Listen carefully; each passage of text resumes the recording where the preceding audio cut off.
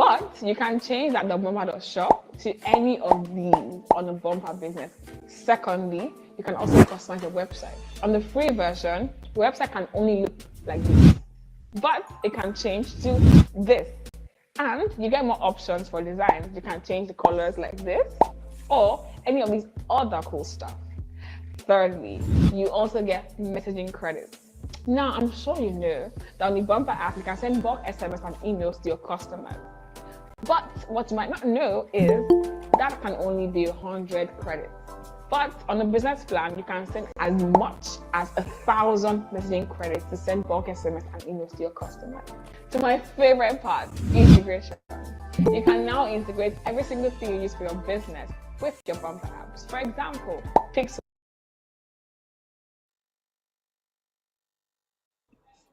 Hi, hello. How are we doing today? Can you guys hear me? Yes, we can. Fantastic. Thank you so much, Damilola. Good afternoon, everyone. And this is day 2. Who's excited? If you're excited, by show of hands or in the chat box, I would like to see your reactions. How do you feel today? How do you feel today, you guys? How do you feel? Okay, let me just I can see all of the reactions. Bridget says we are good. Fantastic. Good afternoon and welcome to day 2. Quickly, like we always do, I want us to do me 2 favors. First favor is go right now into every group that you're in, every group, every business group, every entrepreneur group, every religious, whatever group that you're in right now. My colleague start sending in the link for you to ask people to join this session now. When you go into those groups, tag 5 people and ask them, tell them BBGW is live and I'll be inviting you to join now. So let's quickly do that in the next 1 minute. So just go into that group and invite as many people as possible. Yesterday we were over 150 that some people could not even enter the session, and don't worry, we'll rectify that for today and it will not be happening. So guys, make sure you go into this group right now and start inviting people coming to attend. So just to start quickly and do like a brief introduction, my name is Sarah Kasim. As for those of us who don't know, for those of us, shout out to everyone who is here. I also like to say a very quick shout out everyone who is here, particularly Fisayo Ade, my girl Fisayo, welcome, thank you so much. And also a very, very big shout out to our second speaker, Mr. Abimbola Balogun. Thank you so much for joining us today. And also a quick shout out to every of my colleagues, starting from Damilola, community manager, Petra, Ayodele, Favor, everyone, Alero, Mercy, Gift, everyone at Bumpa. A very, very, very big shout out for joining. Thank you so much for joining us today. Somebody said my favorite coach. Yes, so besides, we've already seen your people. Okay, so guys, I hope we're already going to those groups to invite everyone. Next, the second favor is, as we always do, take a picture, take a screenshot, and go on Instagram right now. Instagram, Twitter, whatever it is that you're comfortable in, even WhatsApp. Take a screenshot and tag at GetBumpa, at GETBUMP across all our social media platforms, and also invite people. And we want to see the first 20 people. Santa Petra is here. There'll definitely be a gift for you. So just go online right now and start tagging. Damilola will be reposting everyone who is going to be doing that. Guys, we're not going to start until we get 100. So please go to those groups and start inviting everyone to join us today. Welcome. So day 2. So as we're waiting, I would just really like us to play a quick game. Who can you guys hear me? So the quick game, number 1 quick game is, who would like to tell me if you were here BBGW 2023? One person, if you were in BBGW 2023, one of the speakers who came. First person, the first speaker who came, one of the speakers who came for 2023 BBGW. Who wants to go? First speaker, or maybe, who would I say yesterday? Who was the first speaker for yesterday? Who was the first speaker for yesterday's session? Let's see the first person in the chat. Tame. That's so easy. When I said 2023, you guys were just looking at me. Okay, that's fine. And one word that Tammy said that spoke to you, just one word quickly so that we can move on.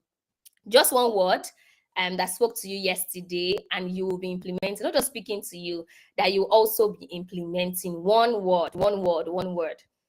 did fun. I love Blossom. Maybe you should message me after, like, when we're done. Like, message me. So yes, I like that. And thank you so much. So again, welcome to BBGW 2024.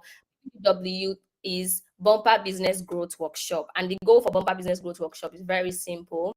We launched this so that we can equip and empower you at the beginning of the year to understand what it is that you need to do, set the right goals for the new year, and succeed in your business for 2024. And shout out to Bumper, because Bumper is the one who has brought this together and who is currently powering this. So thank you so much. So in the chat box also, I'd like us to just introduce ourselves, your first name, what you do, and where in the world you're joining us from.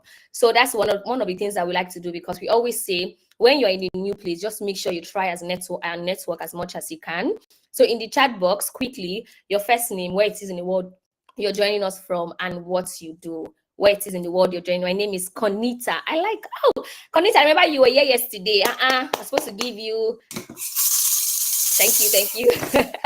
Okay, my name is. You guys are not saying where you are from or where in the world you're joining from. Warri, Nigeria. Wow, Rory, no, they carry last. Thank you so much, guys. We need the energy. Yesterday's energy was out of the room, so today we want ×2 of X times 10. X times 10.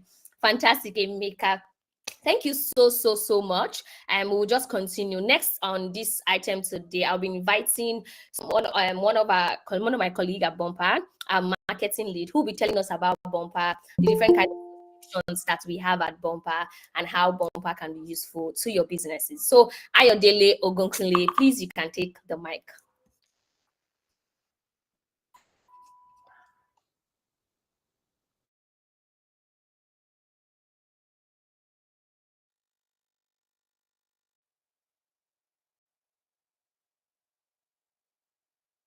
We can, yes.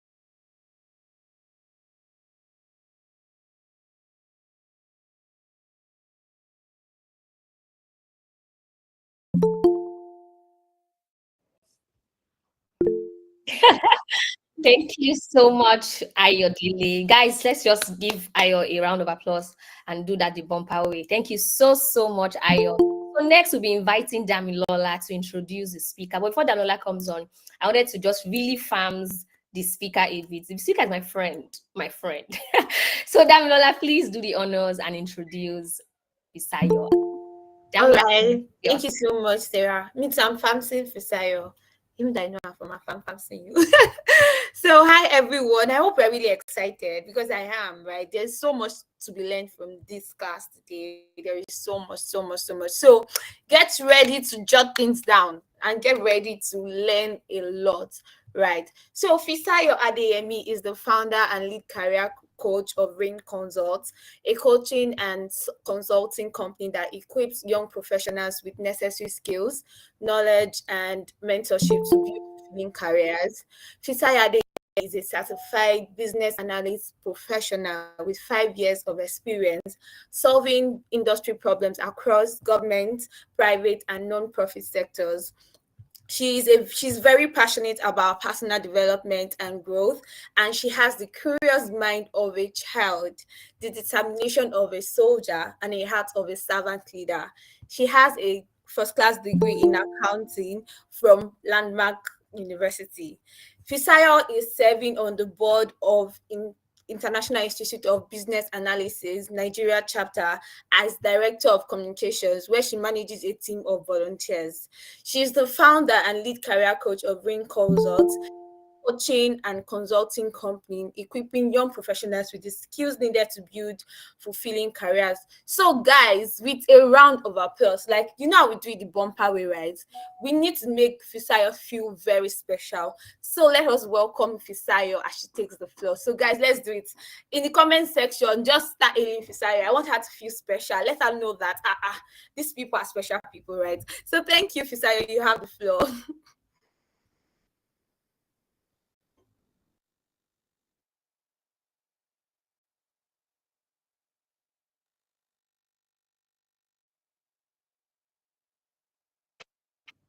Hi, Fisayo. You're muted. Yes, we can hear Oh, you. sorry.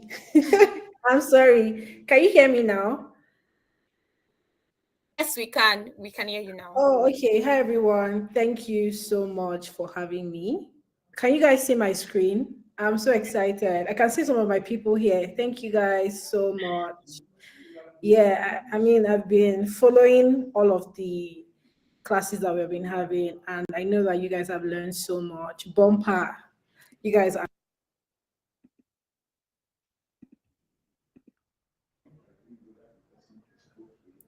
Hi, everyone. Can you guys hear me? Yes, we can. Yes, we can. Yes, we can Okay. hear you. I think I got muted at some point. Yes, thank you so much, Bumper, for having me. I think it's really exciting what you guys are doing within um, the marketing space and for small businesses. It's just really, really amazing. So well done, everyone. Thank you, Sarah, for inviting me. Thank you, Bumper, for inviting me. So without further ado, I think we just get into what we have for today. I know you guys have been learning a lot in the past I think, past few hours, right? Yes, in the past few hours, you guys have been learning a lot and doing a lot of growing. And I know that this class is going to be very valuable to you. We're going to keep it very short and sweet. So the title of my topic for today is Building Resilience in the Face of Challenges. I know we all live in Nigeria, and let's just start from there. As a business owner, a professional, a career person in Nigeria, you need resilience to actually build anything worth, anything of value. To build anything of value, you need resilience. You need to build yourself. You need to keep going until you actually hit your goals. And it can be quite challenging, especially when the environment that you live in can be a little bit limiting. Let's say a little bit. Well, can be limiting, but at the same time, you can still try because there are people who are doing so well, doing so well in this country, and there is actually something that they're doing. So today I'm just going to be sharing my story, how I started as a business analyst and how I started Rain as well. And using that, I'm going to be sharing how you guys can also start your own thing, and then we're going to do like a Q&A session. Is that fine? So I really like an interactive class. So I really like to hear your feedback. If you guys are following, let me know. So I'm just going to get right into my slides very quickly.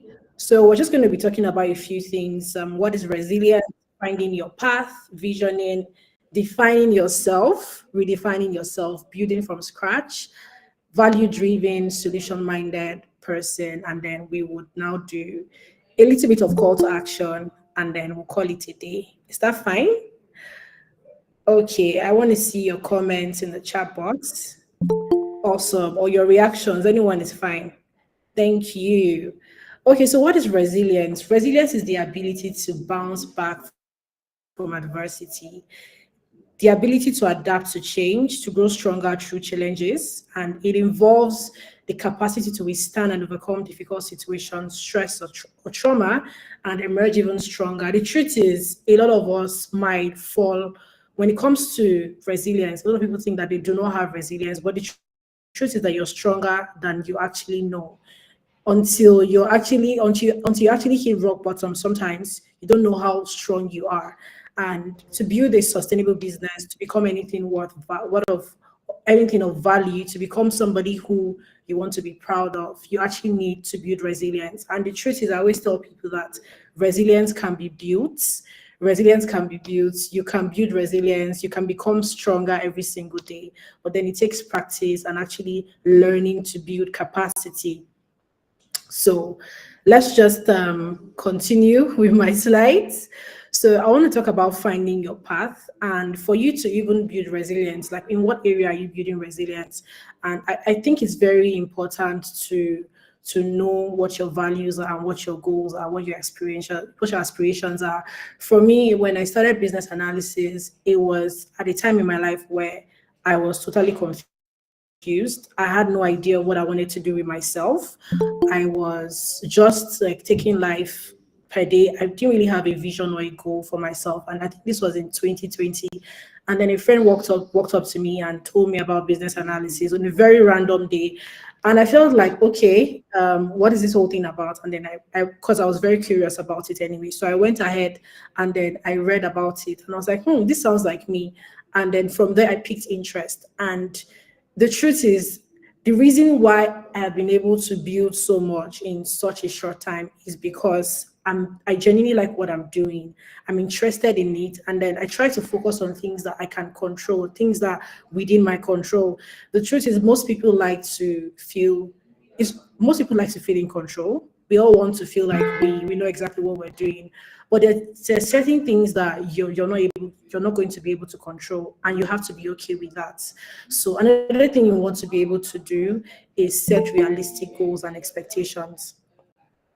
Perfectionism can actually kill your drive. It's okay to be excellent. It's okay to improve something about yourself, about your business per day. But every time you try to make everything perfect before you start, you see that you start to stall. And I feel like I'm a recovering perfectionist. I don't know who else is like me here. So I feel like I'm in good company. A lot of us want everything to be perfect before we actually start or try. And it doesn't always work that way. You actually need to be able to start where you are. I feel like everything has to be perfect. I have to have the perfect tools, but it doesn't always start like that. When I started business analysis, I didn't even know I was going to start coaching. My story was born out of the place of teaching people. I wanted to see people do better. And then I was always getting a lot of questions, because when something excites me, I like to talk about it. I like to just share. And then suddenly one day I just found myself in Google Meets. I found myself in meetings, and I was set up Google Meets meetings with people I had no idea where they were from. And then we'll talk about business analysis over and over again. And that was happening to me. And I realized I actually do love this thing. And then that's how I found my path. I said, this is actually for me. So how do you find your path? There's certain things that you would, I think I'm skipping my slides, but I'll come back to that. So let's just stick to the slides so that we don't like miss out on certain things. So setting realistic goals and expectations. You must be perfect, sorry, be excellent, but don't try to be perfect, because perfection doesn't happen in one day. Then always try for progress and celebrate small wins.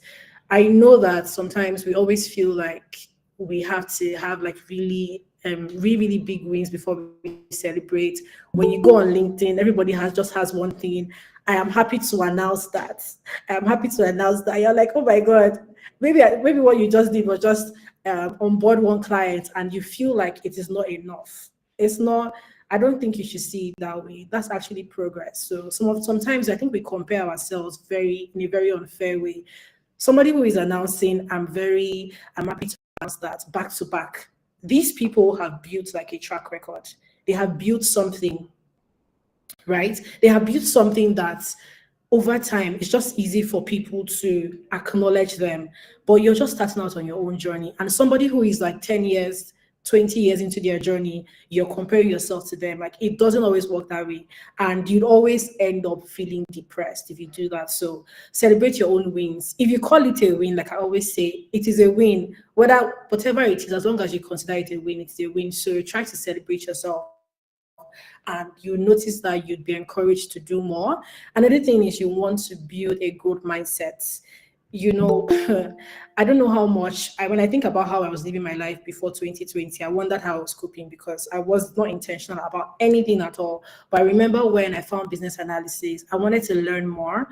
If you check my phone, you'd see alarms of things. I set out to learn something new every day about my career path, because things are changing. The world is drastically changing. Technology is coming. If you snooze, the world has left you behind. You want to ask all those banks that refuse to jump on, the wave of technology. Most of them were actually most of them ran out of business, or they were merged with other banks. So you want to be able to, see how you can build yourself every day. And the presence of challenges does not mean that you are failing. Okay. Yeah, somebody says that that's the reason why she joined business analysis as well. Yes, awesome. It's a great career path. It's amazing. So the presence of challenges does not mean that you are failing. It just means that you need to grow to that capacity, because the more you grow, the more you're able to do more, the more you're able to face more challenges. And then it just never stops. You face one challenge, it looks like a big thing. The next day, there's something even bigger. So you need to, find how to build yourself every single day, your business, your personal life. You need to actually find a way to build yourself. So let's talk about visioning, right? I think it's something I'm very passionate about. You have to have a picture in your head when you think about yourself, when you think about your business, when you think about your career, where you want to be. It's very important to have something that you are working towards. You know how the good book says that you must be able to write down the vision. You must have a vision. You must have something that you're working towards. Because the truth is, if you do not have that, every single thing, every single place would look like it. I've seen people suggesting certain things to me, or saying, "Oh, I think you should do this." But in my head, I'm like, "Oh, I know where I'm going to. This is what I want to do. This is what I want to achieve." And if you're selling something else to me, I know that's not for me. So one of the easiest ways to actually be focused is to actually have a vision, right? So we live in a world where there's overstimulation of our brains. There's so much information. I don't think we should be taking in as much information as we do every day. So every single day you want to have your goals. I'm somebody that documents a lot. I write down everything as it's coming to my head. I'm writing it down, and I'm like, okay, I go back to it and look at it. Like, does this actually make sense for me at this point? Do I want to do this? Does this align to my goals? And then I think about it until, if it's not for me, it just becomes clear over time. And then if it's for me, I want to incorporate it into like my other goals and the things I want to do. So you want to see yourself. If you see yourself as a failure, it's going to be hard for you to want to do anything or put yourself out there. If you see yourself as somebody who is shy, you can't be out there, or I can't try, I can't ask for the promotion I want, or I know if I try that course, I'm going to fail. You most likely will. But if you're struggling with anxiety or a negative mindset, you can actually change it. So every single time a negative thought comes to your mind, why don't you think about the opposite thing? So that can help you. So you want to be very, very visual with with the way you see yourself. And it doesn't really matter how anybody, sees you. I know that sometimes we struggle with how people see us, we struggle with how people perceive us, but you can actually change that. I don't think you should worry too much about how people see you or people think about you. I mean, there's the part where you want to be, would I say, you want people to receive you well, but at the same time, you can't be too worried about that. So you can write your vision, but then in writing down that vision, there are steps that you must take, there are things that you must do. And then that's why I've broken down all of these things into SMART goals. I'm sure that most of us have heard of SMART goals. Yes, so Nefisa says, that's you. Nefisa, you can actually do this. You can be better. You can see yourself doing good, being happy, smashing your goals, making money. It's very possible.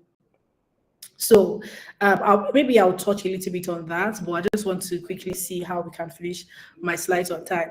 So you want to be specific about your goals. So there's something called balloon vision, right? It's great to have all these like lofty ideas. I want to work with the big four. I want to work in a Fortune 500 company. I want to work in big tech. Oh, I must work with LinkedIn or Google. That's good.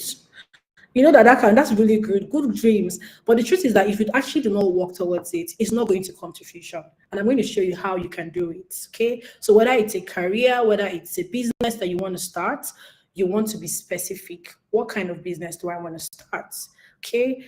Am I starting a fashion business? Am I starting a food business? Am I starting a tech business? What do I want to do? So those things have to be properly defined. Okay. So I want to get a job with Google. How does that work? There are so many resources out there that can help you. So, but you have to be specific first. Then the next thing, measurable. So the reason why it's good to be measurable so that you don't waste your time. I know that sometimes we fall into the trap of procrastination, because really, if you actually check the reason why you're procrastinating, is because you are afraid of failing. You're afraid that if I actually do this thing, I might fail. But what if you actually do it and it works? Okay, so for people who procrastinate, you want to be able to fix specific times to your goals. So you might say, okay, I'm going to start my business this year. And then I have friends who have told me, oh, I want to do this year. And I ask them when. Tell me the date. Put a date to it. Really, most times they just keep saying this year, and then this year they'll say next year they'll say upper year. So you want to be able to put a date to it or track it, okay, in the next 3 months. And what that does for you is that you're able to see, okay, these are the things I need to do before I'm able to start my business. Okay, so very measurable. Say I want to start a food business in the next 2 months. And that's how you define your goals. Okay. And then attainable. Please do not kill yourself with trying to do too many things at the same time. I know that there are so many people. I don't know if there are people who are like me. You have so many interests, and it just feels like, God, which one do I do? Which one do I start? Which one can I achieve now? But the truth is, if you are not training yourself to do the littlest things right now, you're going to struggle to do the bigger things. So you want to train yourself to start doing like little things. Okay, saying, okay, I'm starting my business in the next 2 months. You have a list of things that you have to do. And then you say, okay, I'm going to find vendors tomorrow. I'm going to list out, I'm going to create like a vendor list and try to search and do some research on it. That's you working towards your goals, right? So you have done something that's attainable. But then if you're telling yourself, oh, I'm going to travel to China to go and find vendors, first of all, you probably don't even have the money to travel, and it's probably going to be really expensive. You don't know anybody in China, you don't have the connection. So start by doing what you can at the moment. Realistic goals. Don't do something that would, you get to that point and you start feeling discouraged because you have set goals that you yourself, deep down that you cannot achieve it, like it's not possible. So I want you guys to be able to think about goals that you can attain. And this is not me saying, remember I started by saying you want to have a vision. So this is not me in any way saying that, oh, your goals should be small or your dream should be small. No, you should have a very big vision, but then start from where you're at. You don't want to wait for everything to be perfect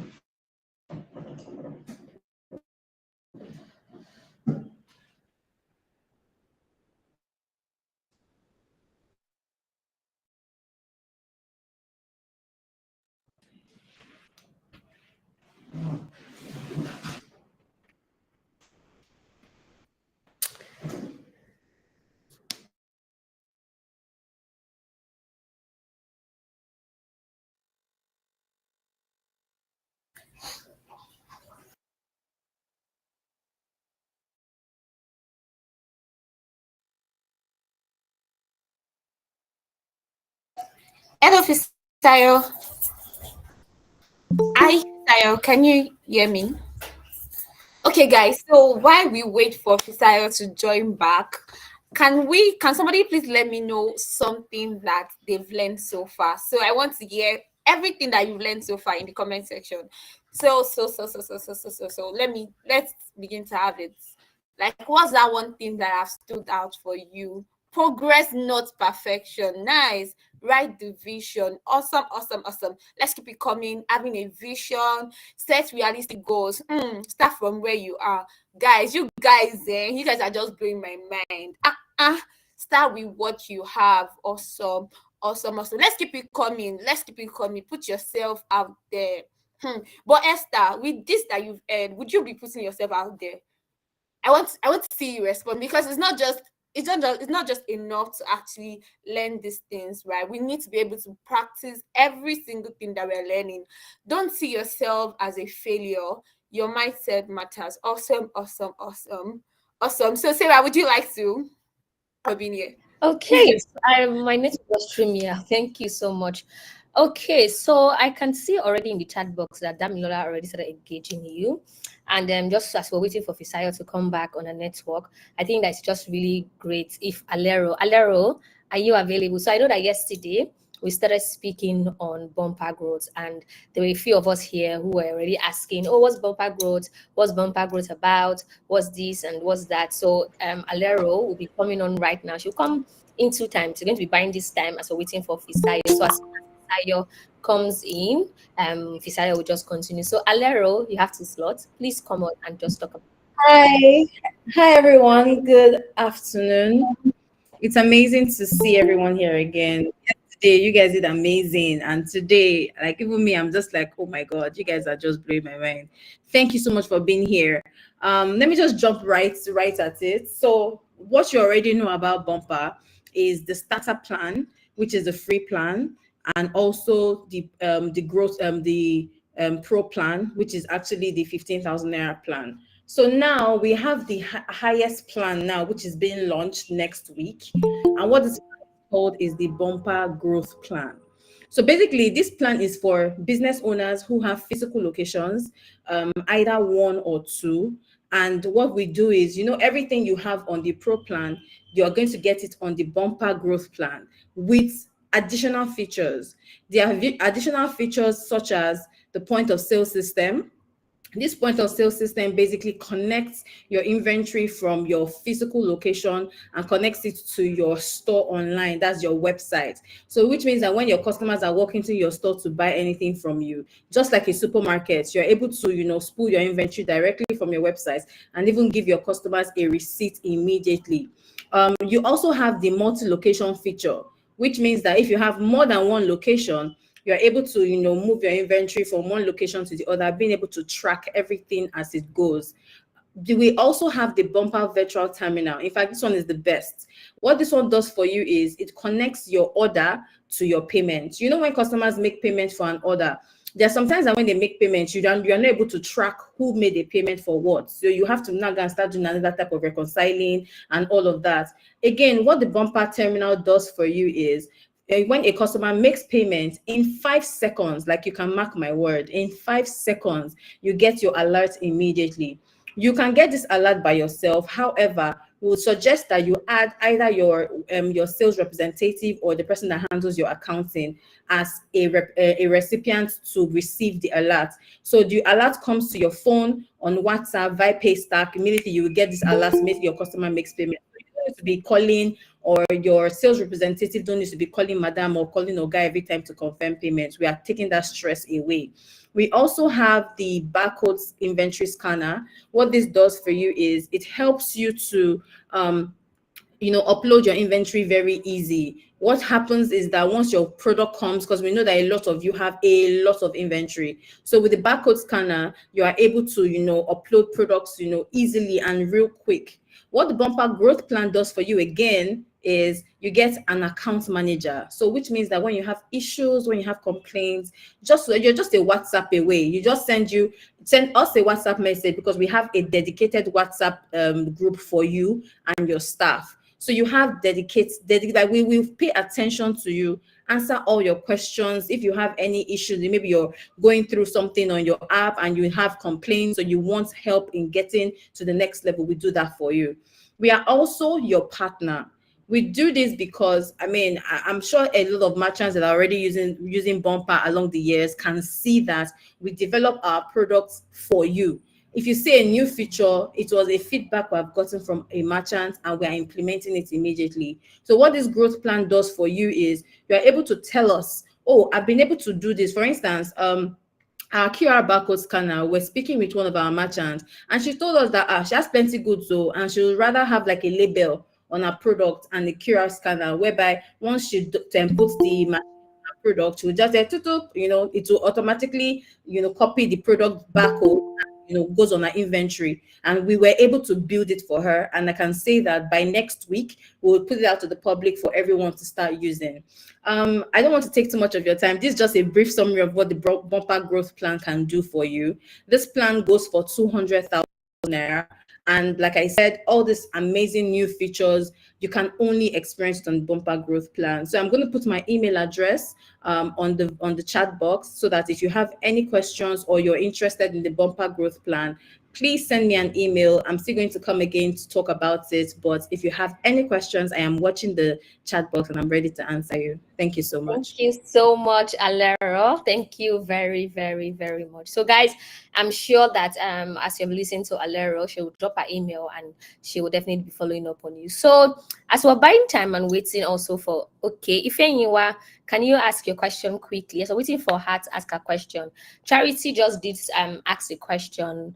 I want to set up my Bumper app. I've done that already. So maybe one of the things we're going to be doing also today, we're going to be having a live demo session as we're waiting for Fisayo, so that instead of just waiting, we're just explaining what Bumper is to you and what Bumper can do for your business. So quickly, Princess, or if anyone, your hand was raised, can you ask your question? Yes, thank you so much. Please, I just wanted to quickly ask if I want to change my if I want to edit my, is it WD HTTP, the website address? Is it possible? Oh, definitely. So Hi guys. yes, Sorry. definitely. Afterwards, it's fine. You can take on. You can. I think the thing just threw me out, and I was trying to figure out how to join back. I'm really sorry. It's fine. Hi everyone. Yeah, sorry for the breaking transmission. Yeah, so I was talking about visioning, and writing out your goals, being able to make sure that your goals are specific, they're measurable, they're attainable, they're relevant, and then they're also time bound. So I think I stopped at relevance, right? So just making sure that your goals are aligned to your vision. So for people, I was saying there are a lot of people who would like to do a lot of things. They want to do different things, and in doing that, sometimes it can be a bit confusing, because it feels like you want to achieve so much at the same time. But it's important that you actually maybe create a system where you're working on certain things per time. It can get confusing because we want to do everything at the same time. But remember that time is your most valuable asset, and you want to be able to manage your time in such a way that you're still able to achieve your goals and your vision. Yeah, so I'm just going to talk about, just give an example of how I was able to do that, achieve my goals. So I had this goal of writing the Certified Business Analysis exam. So it's called the CBAP, and that exam is very hard. It's tough. And I just started business analysis. I was just 2 years into business analysis, and I had the goal to do that. And I remember I had a mentor then who kept on pushing me. She'll tell me, have you paid for the exam? I'm like, nope. have you registered? She said, I would say, no, I've not registered. And then she'll be like, you're not serious. You're not ready. I'm like, I'm ready. She said, when I know, how I know you're ready is when you've committed your money to it. And I knew that what she was saying was true. So deep down, I knew I wanted to write the example. I was afraid that I would fail, but then at the point where I paid and I committed my money already, it changed my mindset. So I was able to now, I was starting to work very differently towards my goals. My goals were, I was very, would I say, I became more intentional about how I spent my time. And then I had a plan. Prior to when I registered and paid for the exam, I had no plan. I was just coasting. Today I'll read, then I'll read like it.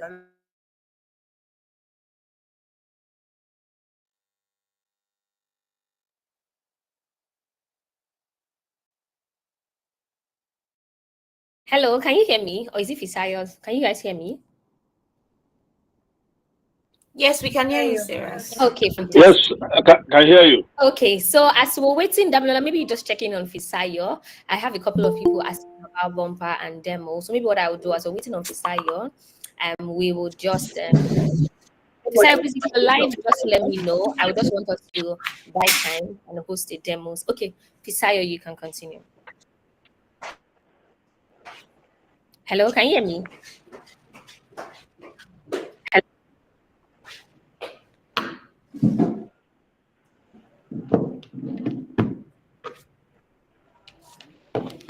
Hi, Fisayo. Hi guys. I don't know what's going on. I'm still here. Okay. We must finish this slides today. The resilience we're talking about. It's fine. You can take on the stage. Okay, thank you. So I was explaining how I was able to finally achieve my CBAP, and it took a while. I had to be very dogged about my studying. I knew I had a goal, I had a plan in mind, and I was specific about what I wanted to achieve.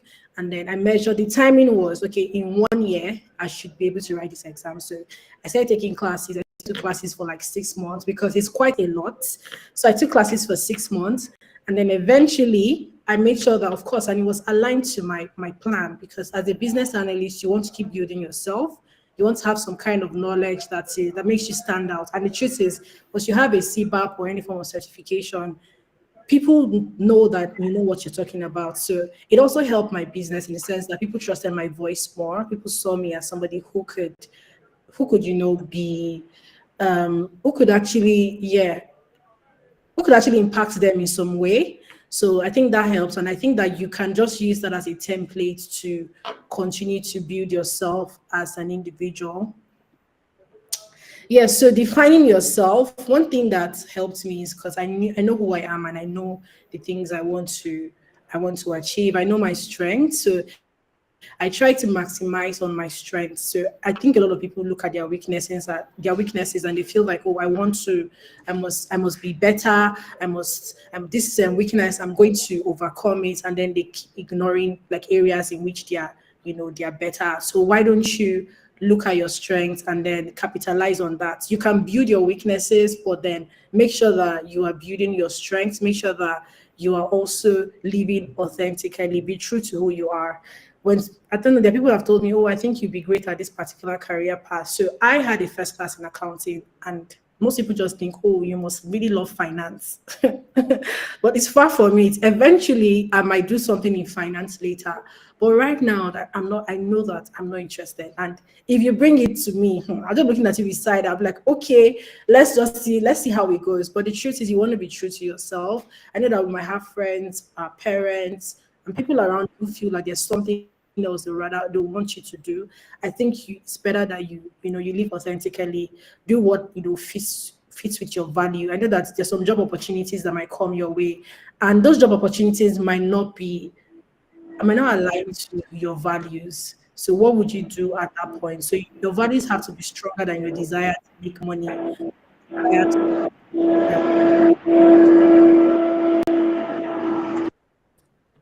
Okay, so another thing you want to always learn how to do is to redefine yourself. I'm going to tell a very short story about myself and how I got into business analysis. If people who have been following me for maybe since 2014, 2015, you'd be able to tell that there's a lot of change that has happened over time. The growth has been the growth has been amazing. There's a time where I was into content creation full time, not full time, but that was all I did. There was a time where I did like a fashion school thing, and there's a time where I was just doing natural hair content. There's a time where I was doing was talking about my daily life, lifestyle. And there's a time where I was just talking about maybe my career, what I was doing at the time, but nothing about business analysis. But at each point in time, the things that I was doing, I knew I was finding value in those things and I was building and growing myself every single time. So, but if I'd stayed where I was, okay, if I stayed where I was before, yes, so I had a natural hair blog. Yes, and these are OGs, so you guys have been following me for a while. I had a natural hair blog and I was doing all of those things. But thinking about it right now, if I stayed with those things, I don't think I'll be where I am today. There's so much that has changed with me that has changed over time, So I would appreciate that if everybody here, you see yourself as one thing today, but I want you to be open-minded that you can become, something else tomorrow. It can be better. You can start to have like you might have a clearer picture or clarity of where you want to be. And I know that the picture is not always clear at first. The picture is not always clear. It's not always clear every time. But the truth is, the more you actually continue to build yourself and build capacity and try on different things, you will learn the things that you actually like. You want to look at your goals. So every single time that you have, maybe you hit a landmark, you want to look at the landmarks that you have actually hit and see, okay, I did not achieve this particular goal. Why was it? Was it because I'm really not that interested in doing it, or I'm not interested in building a career in that part. I forgot to mention that I had this what I call it blog, where I was posting about like content that whenever I go out to eat somewhere, I'll do like a review. I was doing all of these things, but then I knew that over time, I just didn't really see myself doing it long term. And that's how somehow from accounting, I got into business analysis, and it has actually transformed and changed my life. So I was able to reinvent myself. On Twitter, a lot of people used to know me for just Christian content. Used to know me for, I used to talk a lot about like just building a relationship with God, lifestyle, things like that. But when business analysis came into the picture, it became like an addition of what I was already doing at the time. So how I found myself here, I would say like it's a miracle, but then there were like very intentional steps that I took. I was being very intentional about my growth. I was being intentional about like also carrying other people along. So when you're redefining yourself, don't just think about it in yourself. Okay. Can you guys hear me? I'm so sorry. Can you guys still Yes, hear me? Okay, good. Okay, awesome. Yeah, so when you talk about redefining yourself, you want to be able to, okay, great, you guys can hear me. You want to think about not just the things, making money or making money or building a name for yourself. You want to think about impact. How can you impact the people around you? Because that's how you actually, that's how you build, that's how you become that person who is solution oriented. I'm going to touch a bit on solution orientation as a mindset, but you want to think about impacts. That's how you actually solve problems. So it's okay to want to make money. Money is great. It's amazing to have money. You can do a lot of things with money because money is a tool. But at the end of the day, it's so important that you're actually affecting the lives of people around you. You're impacting people around you. So it's not just about you. It's about also the people around you. So I just wanted to say that. And then I know that there are lots of people here who have tried many things and it did not work out the way you wanted it to work out, right? That can happen. That happens.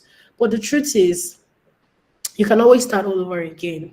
I started again. I threw away everything I knew about accounting. In fact, there's some professional exams I already started. I had to pause them because I knew that I needed to start this. And it can be scary starting all over again, but then you just have to. So what you want to do differently is look at, okay, there's something in business analysis called the to be, as is and to be. So as is basically how things are right now, and then the to be is how you want things to be in the future.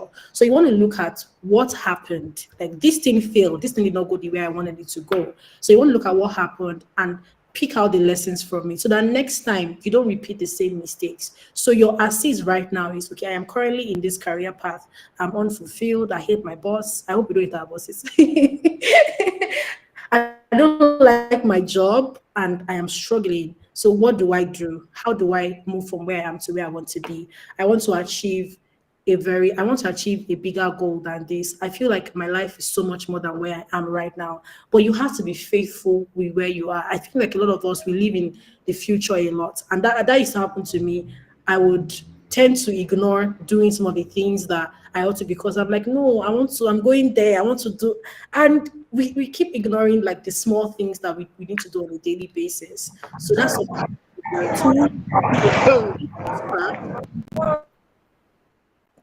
so starting from scratch means you need to pick yourself back up. You want to learn from your mistakes. You want to look at what is my current state and where do I want to be. And then when you see that where you are, where you want to be, there is a gap. What do? You do a gap analysis. So what's a gap analysis? Your gap analysis is just telling you the things that you ought to do to go from where you are to where you want to be. And then it's also okay to ask for help, to seek for support. I am somebody who has been helped by a lot of people, and I try my best to give back. I remember how I met my mentor. I was always learning. I was on webinars, every single thing. I would sign up for it, and then I just saw this Black woman in a room full of white people, and she was speaking so well, doing so well. I'm like, okay, who's this person? It's like, let me shoot my shots. Please shoot your shots, but do it like with wisdom and discretion. And then I remember I sent her a message on Instagram. No, on LinkedIn, I sent her a message, and for 2 weeks, I didn't hear from her. I felt like, oh, ma, this one, I don't even think she's going to even respond to me. So I just left it. And one day I just received a reply from her. And guess what? She was like, oh, yeah, can we schedule a call? And from that time till now, this woman has become like my mentor. And the reason she eventually told me, I think when we became closer, maybe a year later, guess what she told me? Why she got back to me? What's going on? So the reason why she got back to me was because she checked me out and she saw that I was already doing certain things to build myself. So when you're going to ask for help, don't go asking for help in a way that you haven't even done any work at all. You haven't done any research. So, and the truth is, if you go with that kind of mindset, you're not going to make the most out of it, because you're not going to be asking the right questions. You're not going to be asking the right questions. You're not going to be having the right conversations. You not even know what to do. So what do you want to do? You want to start building so that you can have questions to ask, and then you can ask very smart questions that they even want to help you. And people want to be a part of your success stories, right? They want to be a part of the things that you're building, because they know that when you become that person who is successful, they can say, yes, I was part of this. So, and they know who to respond to. So I would say that you want to be able to do that, build yourself to that level where, and I'm not saying don't ask for help at the beginning, but make sure that you have done your due diligence, okay? So get support from your friends and your family. You really need it to build from scratch. And, resilience is something that can be built, like I said. So let me just quickly touch on being value-driven and solution-minded. It's so important that you are giving value, right? And many people want to make money. Many people want to do really great things, but then they're not solution-minded. They're not value-driven. You want to be able to focus on solving people's problems. When you're a problem solver, money is even the easiest thing that you would make. You'll be so busy doing other things that money will come to you so easily. But when all your thoughts, all your plans are focused on just making money, you might not make the best decisions for yourself. So you want to be value-driven and think about how you can solve problems, especially within your industry, okay? Within your industry, within the space that you find yourself, even if that's not where you want to be at the moment, how can you solve the problem of that organization? The truth is, there's something called goodwill. So in accounting, there's something called goodwill, and it's goodwill is when people say, oh, this person is great. This person can do this, and that's part of the things that can take you to the next level, because you might need what's it called? You might need the references of people that you currently work with. Deborah, please can you mute your mic? There's just a lot of noise coming from it. Thank you. So you want to be able to find meaning in your challenges. You want to be able to focus on be solution oriented. So like I was saying, if you find yourself in a situation or in an environment where you don't even want to be, you still want to give your best, your 100% best, because those are the people that will be able to speak for you in rooms that you have no access to. I've seen it happen over and over again. I've been in rooms where they are making a decision concerning somebody, and then one person just says no, and that's it. So you want to make sure that you are able to give your best wherever you find yourself. You're solution minded, you're value driven, and you improve yourself like on a day-to-day basis. Okay, so before we go into the Q&A session, I have like a call to action for you guys. Okay, so you want to challenge yourself to grow. You want to step outside of your comfort zone and embrace new experiences. The truth is that you might not know everything you want to do right now, but you can actually start to try out the things you want to do. And if you know, very good for you. Create your goal plan, right? Make sure that they are specific, they are measurable, they're time bound, they're relevant. And then you want to be able to build your ability to overcome obstacles the way you think. A lot of people just see obstacles and they run away from it. They see problems and like, oh, I'm not dealing with that. So that's not me and you. But the truth is, you can actually overcome obstacles. Like I said at the beginning of this session, that you are stronger than you think. So you can build resilience, and it's a muscle. So every single time that you see a challenge, once you solve it once or two times, your brain starts to form like new pathways, and you don't see challenges and try to run away from them. You see challenges and you embrace them. It's an opportunity, it's like a springboard for you to grow. Okay, so these are the things that you want to take away from this session. Embrace it. Don't say, oh, this is too hard for me, I'm not doing it. Oh, this career path, I can't learn it. This business is too hard, I can't do it. But if you start to build yourself in that way, oh, I can't, gradually you're training your mind and your brain to become that person who does not know how to do anything. Okay, so you want to build that resilience muscle. Every challenge that you overcome makes you stronger. Okay, it makes you stronger. I know that it sounds cliche. Honestly, it does, but that's the truth. That's just, how people say, what is cliche? Do you wonder why people say cliche things all the time? Because it works. When you hear people saying something that's lasted from generations to generations, the same thing, it means that there's something about that thing. So you want to be able to build your resilience muscle, whether it's in your career, whether it's in your business, whether it's in your, I don't know, whatever you guys are doing at the moment, or you're a student. I would say build that resilience muscle. If it's hard, make sure that you go through the process. Okay, because that process makes you a better person. It makes you a bigger person, and you do much more. Yeah, so I think we'll just go to the Q&A session now. Thank you so much. Thank you. Tayo. Thank you very much. So in the chat box, guys, I would like us to say a very big thank you to Fisayo. With show of hands, reaction, just like the bumper way, how we always say thank you to our speakers. Thank you so much. And I'm particularly excited that Fisayo just really mentioned challenge yourself to grow. And I think that is one word for every business owner who is here. Because when you look at the business space for today, right now, you look to the left, there's something happening. Look to the right, fuel price. Look left, right. So it just felt like this topic was just the perfect to challenge us to build resilience for 2024. So thank you, Sayo. And just to quickly wrap up so we can bring our next speaker, if you have any questions, so like we always do, to the first two people with questions. Okay, I can see 3 hands. Fantastic. Princess, Emis, and the last person. So sorry, Princess, Emis, and Vicky will have to give you 3 of you that. Every other person, wait to the end. We'll definitely take your question. So Princess, please take on the microphone. Hi, Princess. Can you hear me? Okay, Princess is not available. Vicky, do you want to go next? Hi, Vicky. Vicky J, can you go next? Okay. Emis, I don't know if I'm pronouncing that correctly. If you like to take, your question next. Okay. Can you guys hear me? Yeah, I can hear you. Okay. Okay. Sylvia, please take your question. I'm sure Princess Amis and Vicky can hear me. Sylvia, please take your question. hear you. Oh, Amis, take your question then. All right. I was complaining about the website. Oh, And this there's is a some bumper question. customers there. Sorry. Hello, is this a bumper related question? Yeah, Okay, yeah. fantastic. The website. Yeah. I will take your question very shortly.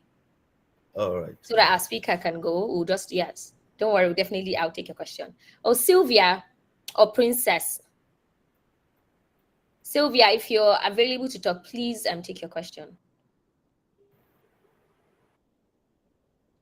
Princess, you can take your question. If there's no question, I want to believe that the class was very easy and very simple. Okay, Princess, take your question. Yeah. No, there's a question. Thank you. Oh, your hand is up there. Okay, so I feel like we're using the raise your hands option as a reaction bar, but that's fine. So we'll just move on to the next. I have a question. Oti, please ask your question in the chat box. So that I will take it, Fisayo. So again, guys, Fisayo, please just drop your Instagram and do your Twitter so that when we have really catchy lines that we want to post in merchants here, they can also tag you. Yes. So yes, Fisayo, just do that and we'll just call it a wrap. Okay. I think Oti has a question. Okay. Okay, Oti. Oti, please, is your question related to this class right now? Yes, it is. Okay, please ask your question then. So my question is, the last thing that I said was that we should learn to challenge ourselves, and I was just wondering, there are people like myself, I believe, who don't like to challenge themselves. Rather, people challenge them. It's just funny, but I don't know. So what do you have to say to people like that who rather want people to challenge them so it gets them on their toes? You understand? So that's just my question. Or you want people to challenge you instead of challenging yourself? That's a very interesting question. Sometimes we are just lacking our own. We are just comfortable with things, but when you remember that there is somebody is doing this, somebody is doing this, it's like having a circle of people who challenge you. Does it work for you? I don't know work when how people challenge to properly define the question, but yes, it works for me very well, really. Yes, when I remember that there are people that we finish school together who are not at those levels. There's a way it makes me think ahead. But yeah, you're like, let's just thank God for where we are now. At least we have tried. You understand? I don't know. So I'm just thinking. So for people like that who like to have people get on their, see things that make reality dawn on them, how do we challenge ourselves? Do we have to constantly look for somebody to challenge us? Okay, so I think I understand your question, and I'm going to say, does it work? If it works for you, that's great. But at the same time, you want to be careful because you might not always have that person around to push you. So what do you do when you don't have people around to push you? I know it might not be the healthiest thing, but one thing that I do that helps me is when I know I have something to do and I have something to achieve, and I feel like I don't have the willpower, or I feel really tired about trying to do that thing, I try to think about the consequences of not doing it. And I'm like, okay, if I don't do this thing, it's going to spiral into several other things and cause more problems for me. So I'd rather just do it now. So I think that helps me when I think about if I don't do this, it might affect me. It might affect my goals and my timeline. So I'd rather just do it. But then if you have somebody around you, like an accountability partner that keeps you on your toes and it works for you, I would say just keep using it. But then you have to find a way to, be self-motivating. What if the person is not around? What if they're not able to have that conversation with them that encourages you? What are you going to do in that instance? Okay. So make sure that, yes, stick with your accountability partner, but then find a way to imagine what will happen if this thing is not done. And I feel like to a large extent, it will motivate anybody. Exactly. Yeah. So Simon says, surround yourself with quality relationships. Yeah, amazing. I think you're really doing that. And after a while, I feel like after a while, you become self-motivating, because if you have people around you that are motivating you, you in turn will start to motivate other people, right? You start to, if someone around me is pushing me to be the best person I can be, naturally, because somebody is pushing me, I start to push other people. So I think that you can even start to encourage other people to achieve their goals, so that when you're not achieving your own goals, it's like, oh, I'm encouraging somebody else, and yeah, look at me slacking. So I think that might help you. Thank you so Yeah. much. Thank you Over very to much. Thank you so much. Guys, again, please let's say a very big thank you to Fisayo. Say thank you. Thank you. So much. We're so grateful. We're really thankful that you were able to. Thank you. And guys, Thank you, Fisayo.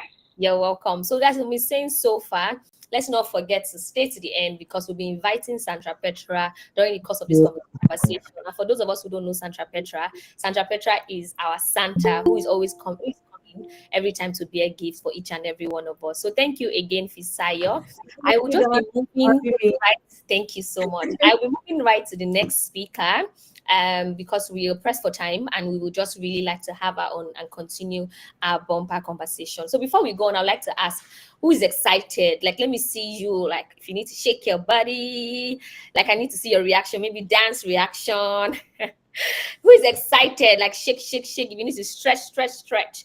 Stretch. Unique Fabric says me. Guys, please, Lola, I hope they're already tagging us on social media. I hope you guys are going online, tagging at Get Bumper. No, I can't see anything yet. Why? Our speaker is here, and I would like to do the introduction.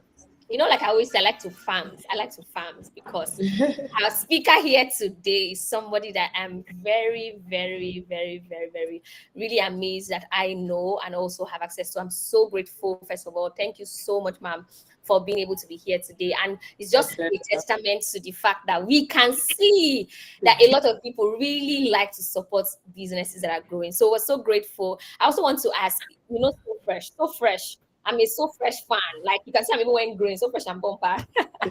Yes. So much. I'm just reading a bio, and then we can quickly have on. So Abimbola Balogun is a lawyer, HR practitioner, business leader with over a decade of hands-on experience as the co-founder and chief people officer of So Fresh, Nigeria's leading healthy food chain, with multiple restaurants across the nation and a staff strength of over 120 employees. She's the principal consultant at AB Consult, an HR consultant where she trains and coaches entrepreneurs on how to hire right and build great teams for business productivity and stability. She was called to the Nigerian bar in 2006 and started out her career as a state counsel at the Kwara State Ministry of Justice. She later founded a law firm, Cypress Vine Solicitors in Lagos, focused on corporate and property law practice, and served as company secretary to several firms.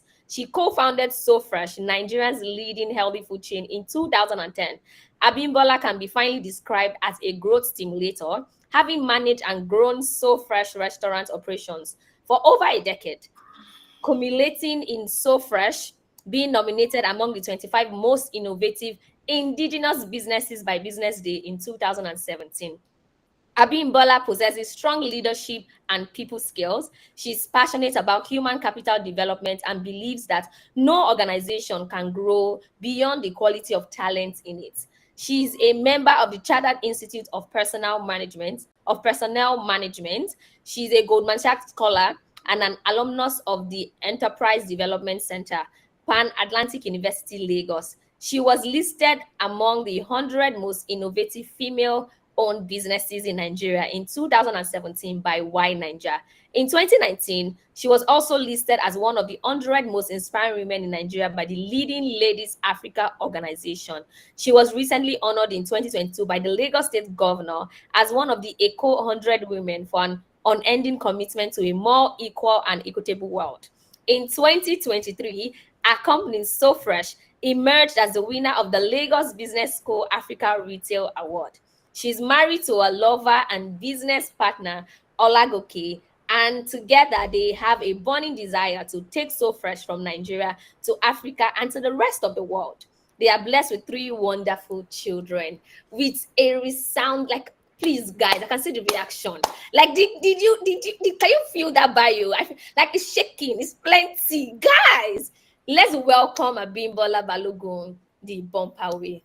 Welcome, ma'am. You can have the floor. Wow, Sarah. Good afternoon, distinguished ladies and gentlemen. It's my utmost pleasure to be here this afternoon. Such a honor. The love is loving, like I'm feeling it. Thank you so much. Yeah, so Happy New Year, everyone. I'm so delighted to be here. This assignment is one of the things I find joy doing because I know that as business owners, if you can just crack the code, your growth will be unstoppable. It will be unstoppable. So everyone listening this afternoon, I'd like you to pay very rapt attention as we share. As much as possible, I won't talk for too long so that I can give room for questions and answers, because we can really unlock so many gems in the question and answer session. So how are you all? In the chat box, can you just tell me how long have you been running a business for? If you are a business owner, I really want to know how many years have you been at it? And if you have some number of staff, just let me know. So you can say 3 years, 10 staff, 1 year, 2 staff. Let's get it going. I want to gauge the audience so that my content is very relatable and useful for you. Fantastic. 6 years, 3 years, 1 staff, 2 years, 3 months, 4 months. Amazing. I love it. 2 years. Oh, incredible. Sarah, I haven't seen your response. I'm waiting.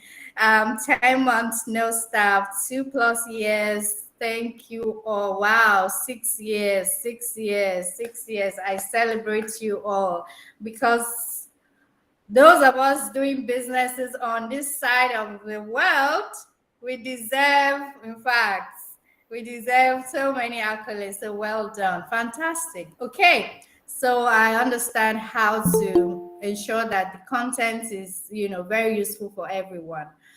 My assignment this afternoon is to speak on the topic building a highly effective teams for business growth, for sustainable growth, building high-performing teams for sustainable growth.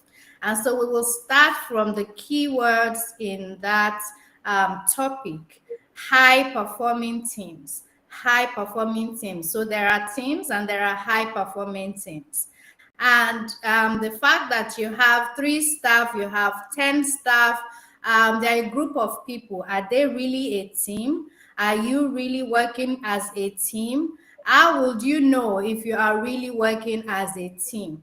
Fantastic. These are some of the salient points that you're going to be walking away with, so that you would know where you need to begin to, work on, so that you can achieve your business goals.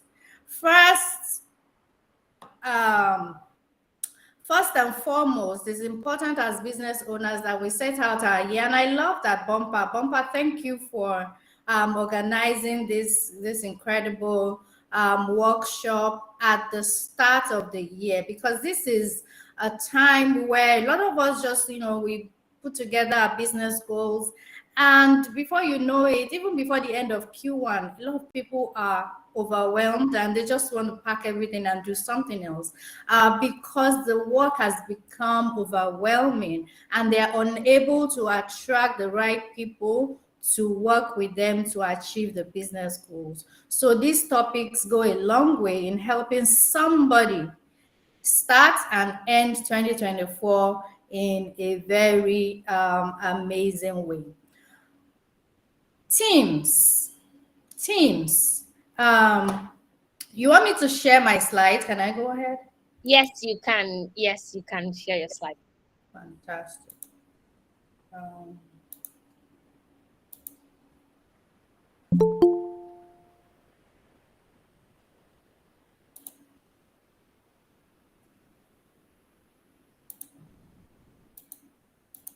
Okay, we can see it, right? Yes, we can. Fantastic. All right, so before we go into why build a team, what qualifies a group of people as a team? How would you see a group of people and you will say, oh, these people are a team? They are a team. Okay? That means that there are a group of people who are united and aligned with one common focus, one common goal. It means that as the business owner, as the business leader, you need to first of all set out what I call the company narratives. Company narratives, which are your vision, your mission, and your values. These three core components of building is essential. You must start out clarifying a vision. And a vision is not just conjuring words together and making it make sense because you are in the fashion business and so that is it. There is supposed to be an ultimate reason why you are in that fashion business. What are you out to achieve? What impact will you create from that business? So you set out having that vision, that mission, and your core values. Because when you begin to attract people, do not forget that these are human beings with their own human agenda. These are human beings with their own personal agenda. They've got aspirations, they've got dreams, they've got desires, they've got everything. And so when you will bring them together, they've got their own interests. I love what Unique Fact put in the chat room. They've got their own interests. They've got their own goals. Okay? If we fail to acknowledge this, we miss the point because it will be hard for us to work together. Acknowledging it is so important. And then putting forward your own goal.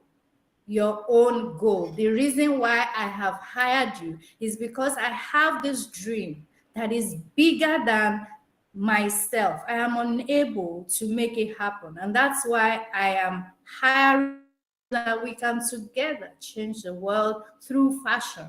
We can together change the world through food. We can together change the world through technology. So you craft those goals and you bring people together to buy into it. And in buying into it, you are setting out their own part of the assignment.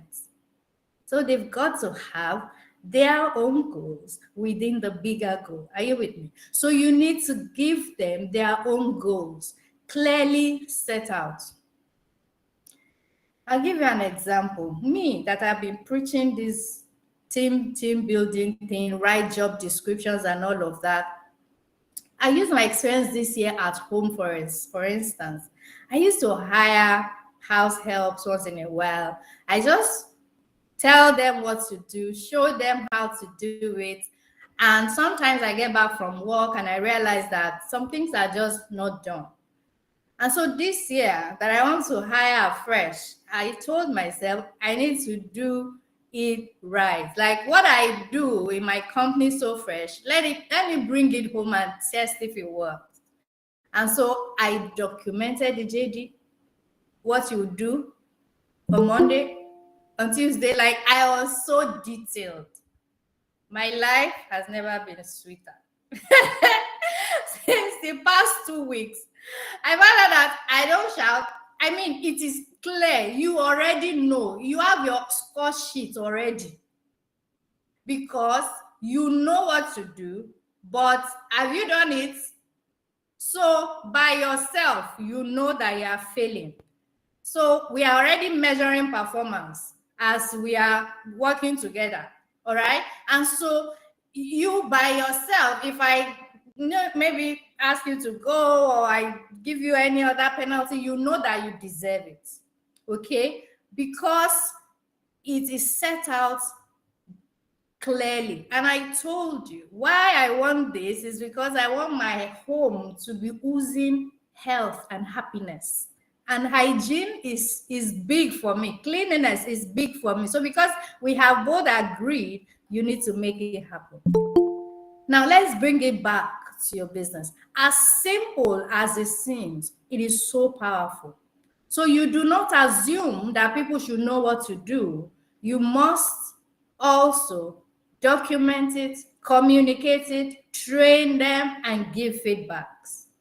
So building a high performing team is an ongoing journey that whether you are starting today or have been in business for 50 years, is an ongoing assignment that we will all continue to go. Aligning people to common interest, which is the common goal, which is the company's vision and mission, and consistently, inspiring them, supporting them to make the dream work.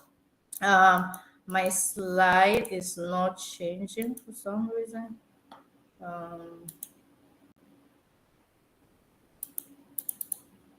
Has it changed? Yes, it has. Fantastic. So your organization will not rise above the quality of the leadership and minds in it. And so you've got to choose carefully. You've got to hire right. You've got to profile the jobs that they are coming to do. And then you use that profiling to search and ultimately to make your final selections. So when you bring people together, ensure that they are people who mirror what you need to fulfill your own assignment. So you must first understand this assignment, your goal. You must know what this person needs to do. So if you want to hire a digital marketer, you hire a digital marketer, but you must hire a digital marketer and you must have crafted and clearly set out the goal. Don't hire a digital marketer and you're assuming that this person should come with strategies to grow the business. Yes, the person would eventually do, but have you even set out the goal and focus for the year? Both financial and non-financial goals. You need to set it out, you need to communicate it, and you need to continue to support them to make it happen. To build high-performing teams is work, and it is daily work. So a team is a group of people with a full set of complementary skills, diverse perspectives. Don't forget that it's just not about the skills, it's not just about the talent, it's not just about the qualifications. Sometimes it's about the perspectives, the mindsets, how people are thinking. Last year, we so first started last year quite rough because you know how the food inflation was crazy, but we needed to stay sustainable. We needed to stay relevant. We needed to stay committed to our promise to our consumers. And we need to stay, profitable at the same time. But the numbers and the spreadsheets were just not making sense. And so we called ourselves, how do we navigate these challenges? And perspectives were just coming from left, right, center. And so you need people who can look at situations and think creatively and make suggestions about how to turn things around. So pay attention to what your people are saying, whether it makes sense or not. Don't shut them down. Don't shut them down, because the day they will make sense, they would have lost, you would have lost them. So create an atmosphere where people freely share their ideas, where people can freely express what they think about the way you are running the business, because you don't know it all anyway. That is why you have hired them. So give them that regard, that respect. So to build highly performing teams, your own mindset and perspective about your employees have to change. It has to change. You must see them as key drivers of growth. First, see them as key drivers of growth and manage them accordingly. give them feedback, and provide the support they need to do better. Building high-performing teams ensure that you have a structured HR system that brings people in, that onboards them properly, trains them, evaluates performance, reward, discipline, and on like that until they exit. So you won't be able to successfully build high-performing teams if your HR system is weak or is non-existent. You must have HR policies that is employee-centric, HR policies that is mindful of employee care, well-being, and wellness. We live in a world where most of the young job seekers today, they already know what they want. And so when they come to the table, to the interview, they are the ones even, giving you their terms. While you have your terms, they are giving you their terms. And if this person really is who you want to hire, sometimes you have to just, be flexible. So these people know what they want. So you've got to be ready, you've got to be aware about how the young workforce reason, how they reason, what they value, and what their priorities are. That is how you'll be able to successfully at least retain some people, reasonably. So work is only an idea before a person does it, and you need someone to do that job before it can become impactful. So we have so many teams: sales team, management team, all forms of teams. But the teams, they must have a leader. They must have a common goal. They must have shared values, sense of relationship, sense of mutual commitment, shared rewards. Okay? Because if we win together, we have to celebrate together. If we have achieved this together, let's celebrate together. And if we have not achieved it, everybody will see that, there is nothing for us to share. So that sense of commitment is built daily through the power of your words, through your attitude as their leader, through your behavior within the business environment, your work ethics. So many things impact your chances of building high-performing teams, because the things that you do or do not do, they are going to be watching and measuring you by that. And in turn, it will affect their commitment, their drive, and, their overall productivity. So it's so important. I tell business owners, whether you are just starting or you've been at it for a long time, it's so important. As the year has just started, let's have a formal welcome address from the CEO, from the MD. It could be typed and sent to their emails. It could be typed and, in a PDF format, share it on your WhatsApp group. You are the MD, welcoming them to a new year, thanking them for last year, and banking on their, performance and commitment to achieve this year's goal. You've got to be creative and think outside the regular things. And it's not just about the technicalities around HR. You give them salary, you give them benefits, and you are comparing with your colleague. You give them HMO. Me, I even give them HMO. But yet they don't do what I said they should do. Those are good. But what will really, really shift the needle would be those day-to-day interactions, how you manage people, how you are perceived as fair, as equitable, as just, as much as possible, You want to be a fair leader. And to be fair, you have to be structured. You have to build systems. People have to follow the systems. Yes, you are there, they see you every day, but you can, to an extent, put in place some form of structure. Somebody has just walked to your office to, by word of mouth, maybe ask for a loan or ask for a time off when they are not really, maybe due for it or anything. You want to tell the person to go and put it into writing. Put it into writing.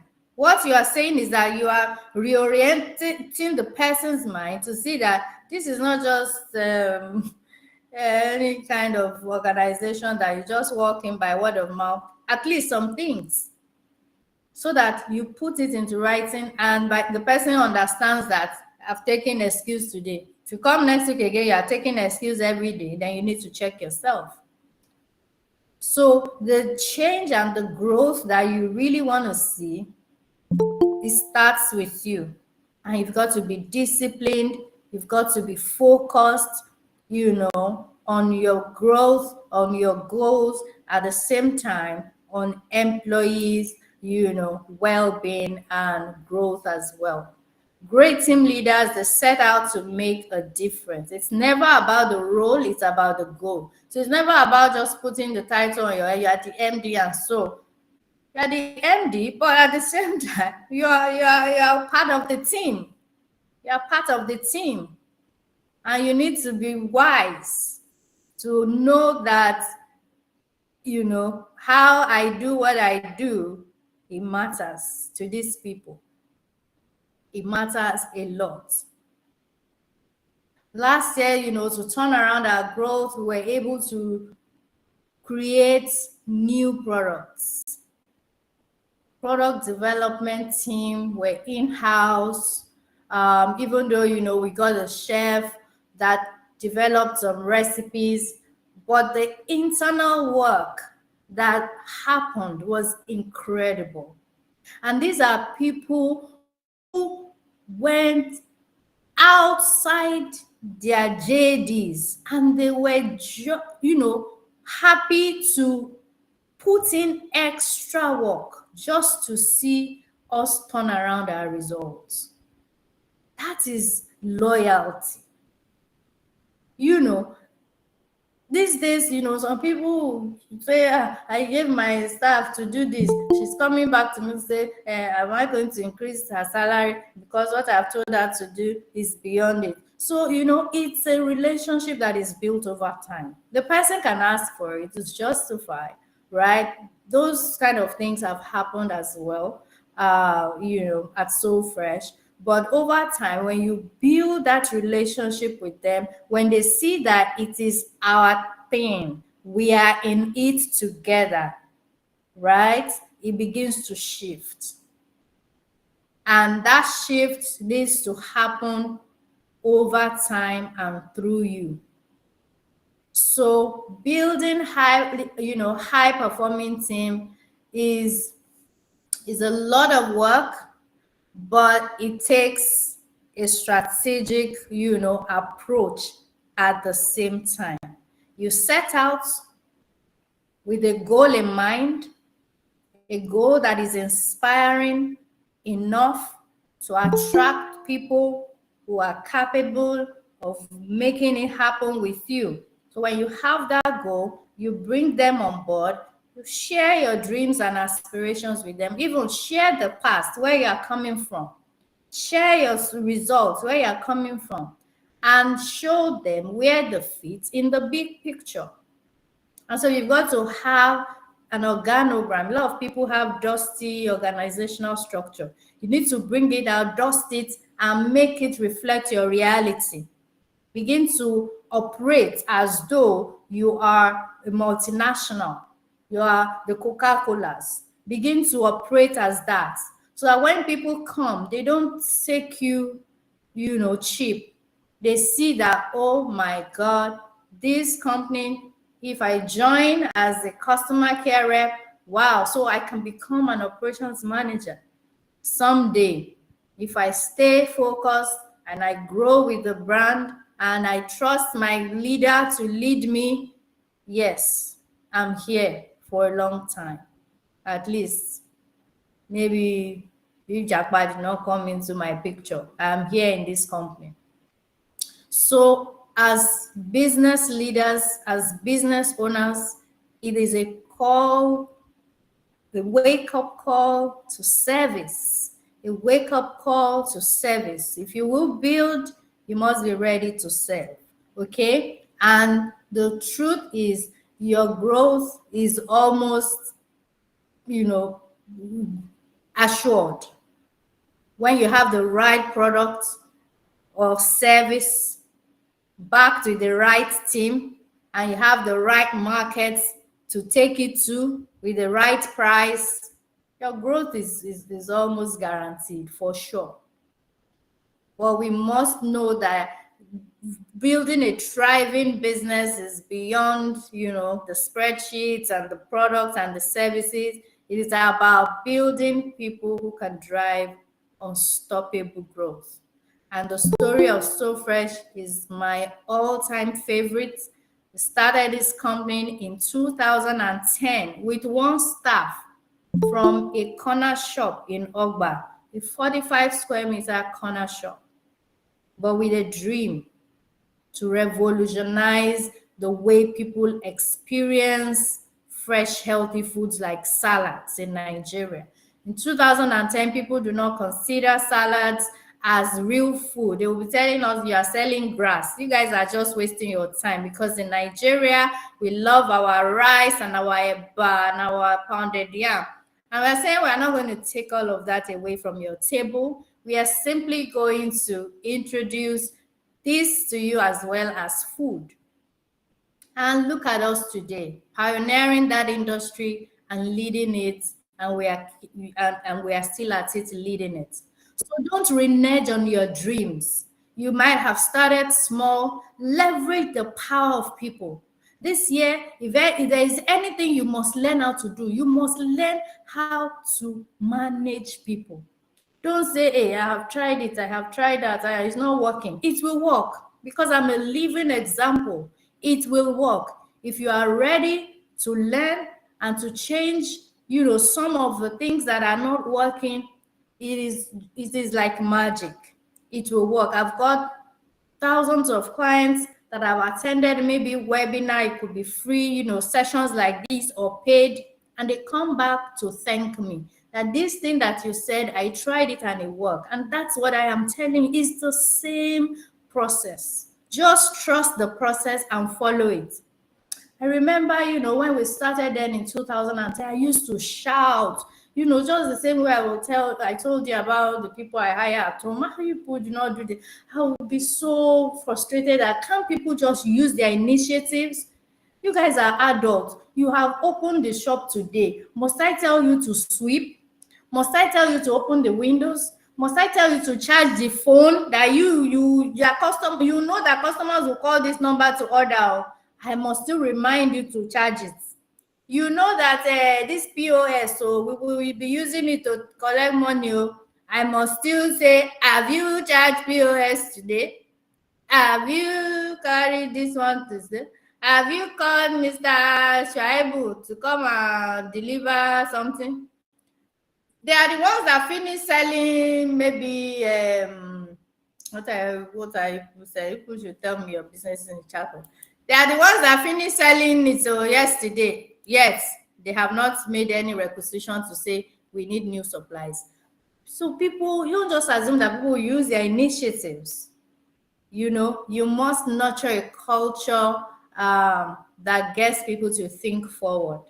Okay, and it is like when we hire these people, it's like all of us have set up a mini training system within our businesses, because honestly, the educational system is not doing us any justice. So sometimes you hire them raw, and then you bring them into, just train them, refine them, and whatever value they can deliver within the space they would leave you, that is it. But keep building people, knowing that it is what you put in them that you will eventually get, as the value that they will add back to the business. And so that was how, I would just come, I would just shout. And so the business environment became toxic. When I show up, everybody is carrying their faces, they are frowning because I'm just not doing it the way it should be done. I mean, so I'm just doing buzzwords, using boldface, using, and it's not just about it. Just simply documenting and putting down what everybody is supposed to do. Tell them the consequences for not doing it. Train them how to do it. Provide the tools to do it. Create a system for regular feedback and, performance assessment. It will be so clear, And then that was how we began to do it. And that changed. It first affected customer service, first and foremost. That was where we began to experience the change. Customer service, the complaints started reducing because the shouting has reduced and they are happy. They were able to also pay it forward. So it began to affect, the quality of service. And so patronage increased. And that was how, we kept at it, developing ourselves as well, and just ensuring that we stay together, staying aligned. Now, this year, a couple of my clients, colleagues in business that have reached out, they reached out, they have achieved some measure of growth, some measure of skill, but, they will still come and they will share another new challenge with them, and I will smile. I'll say, it's not new to me. It will happen, right? As growth happens, there are some things that we must, think forward and anticipate. For instance, end of year, beginning of the year, periods where a lot of businesses experience high, turnover, where people just resign, they leave, or they don't even come back. And then you are thinking, how do I build high performing team in this kind of business environment where there's no guarantee, right, that people that worked with you yesterday will show up tomorrow. And I told her that in this harsh economy, you should expect it, because a lot of people, maybe you are not even talking about, there's a hope for maybe a salary increment in the next few months, even if you are not sure of the dates. You have put hope forward. If you are not putting any hope forward, they will move because they see, maybe they don't see the full numbers, but they have an idea of the sales that is coming in. So if you will build high performing teams, you cannot afford to be selfish. You cannot afford to be unaware or pretend that you are not aware of what these people go through. Think about their salaries, think about where they live, do the mental maths to say, so at the end of the month, what do these people really even go home with? What is really even left? So for instance, someone paying a cleaner, maybe a 15K, and because this person didn't get a job, maybe close to the area, they're able spending maybe like 1-2 on transport every day. Do the maths, right? It's just a matter of time. This person would stop coming. So building high performing teams is all encompassing. It's about the goals, it's about, your teams, it's about the structure you have in place to continually keep people. We've got staff who has worked with us for 10 years. People commit their lives and dreams and they trust you with it, that in this, I can also find expression and feed, my interest and, my life. People have spent 7 years, 8 years, 5 years. What system do you have in place to reward them, to keep them, and to keep, developing them? Every morning in my company, 8 a.m. at the head office, we have meetings. Every morning we have meetings. And our meetings are not just a regular meeting. It is structured in such a way that it is more of a short knowledge sharing session and sort of employee engagement session. We are emotional beings. And so you cannot afford not to stay in touch and keep communicating with these people from time to time, ask about them, so that they feel cared for, they feel connected to you, and they would serve you when they see that you care. So I mean, I could go on and on and on and on. Our remarkable growth at So Fresh has been possible through the power of people. It's been possible through the power of people. People have been, the driving force. First, of course, our employees and, our customers. But firstly, it's about your staff. It's about the people you have attracted. It's about how you are managing them and making sure that they deliver on the company goals and objectives. And at the end of the day, ensure you all celebrate together when you win, and just generally treat them right. Like I said, your growth is almost like a no-brainer when you try and put these things in place. So I'll just rest and then give room for real questions that I can address. Thank you all very much. Wow. Thank you so very much. Everyone in the chat box, I want us to show our appreciation by dropping your reactions, everything in the chat box. Use your emojis. Let's just say a very big thank you. Let's say thank you. I can already see the reactions. Everyone is so excited, building great teams, and we were definitely sure that you'll deliver. And we're excited and really thankful that you're able to join us here today out of your very busy schedule and making sure that we understand what it is to build great teams. So we'll go to the questions right away. If you have questions, by show of hands, please use the chat. I can see somebody has already asked a question using the question and answer session. So we'll start with Spring Essential says, how can one begin to put in structures when you are a new business with no current staff? Say that again. How can one begin to put in structure when you're a new business with no current staff? Okay, very brilliant and very familiar question, right? What is structure?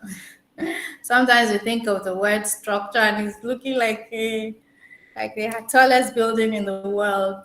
I mean, the tallest building in the world started brick by brick, right? And so it's just the simple things. Right now, you have to be big on documentation. You have to be big on writing down the things that you are doing right now. So what business are you in? Is it a bakery business? From end to end, from the beginning of, maybe let's pick a product like cake, from beginning to the end, what are the steps involved in baking that cake? You need to begin to document it one after the other. Or just imagine yourself in your space where you are right now, from the time you open the door to the time you close it at the end of the day. What are the activities that happen every single day? Even the time that you open it, document it. That's a structure. So that when you hire a staff, you are training the person. We open the bakery by 8 a.m. Monday to Friday, and Saturday this time to this time. That is structure. Okay. Getting your customers to pay into the company account, that is structure. Okay, incorporating your business is structure. Talk to a lawyer, register your business. So those are structures. Having a dedicated phone line where customers can call you, opening a WhatsApp group, a business WhatsApp group, and knowing when to attend to customers is structure. So this is a good time for you to begin to write them down. And then what jobs exist within this bakery business? What job exists? Okay, the MD, then who? Do you need a baker? Do you need this one? Do you need who? What are the jobs that you need to start with as a small business. Because don't forget that you cannot also, hire everybody at once. You will merge roles at this startup phase, but you can begin to identify them and then write what you expect of each of these jobs, so that when you find the right, when you are at that stage where you want to recruit, you know what you are looking for, the skills that this customer, a social media manager must have, what are the skills. So now that you're doing it, is the best time to write all of these things together. Hey, thank you so much. So the next question, I'll just go into the chat box. The next question says, as a business owner employing staff, how do you manage goals of staff whose roles you are not so familiar with in terms of the technicalities? As a business owner employing staff, how do you manage goals of staff whose roles you are not too familiar with in terms of the technicalities? Fantastic. So I'll give you an example. I have an IT officer, right? An IT manager, and I don't know jack about cPanel and all the things that they talk about at the back end, right? But he's got a goal, to ensure maybe prompt response to any IT issues from the outlet. He's got his KPI set out.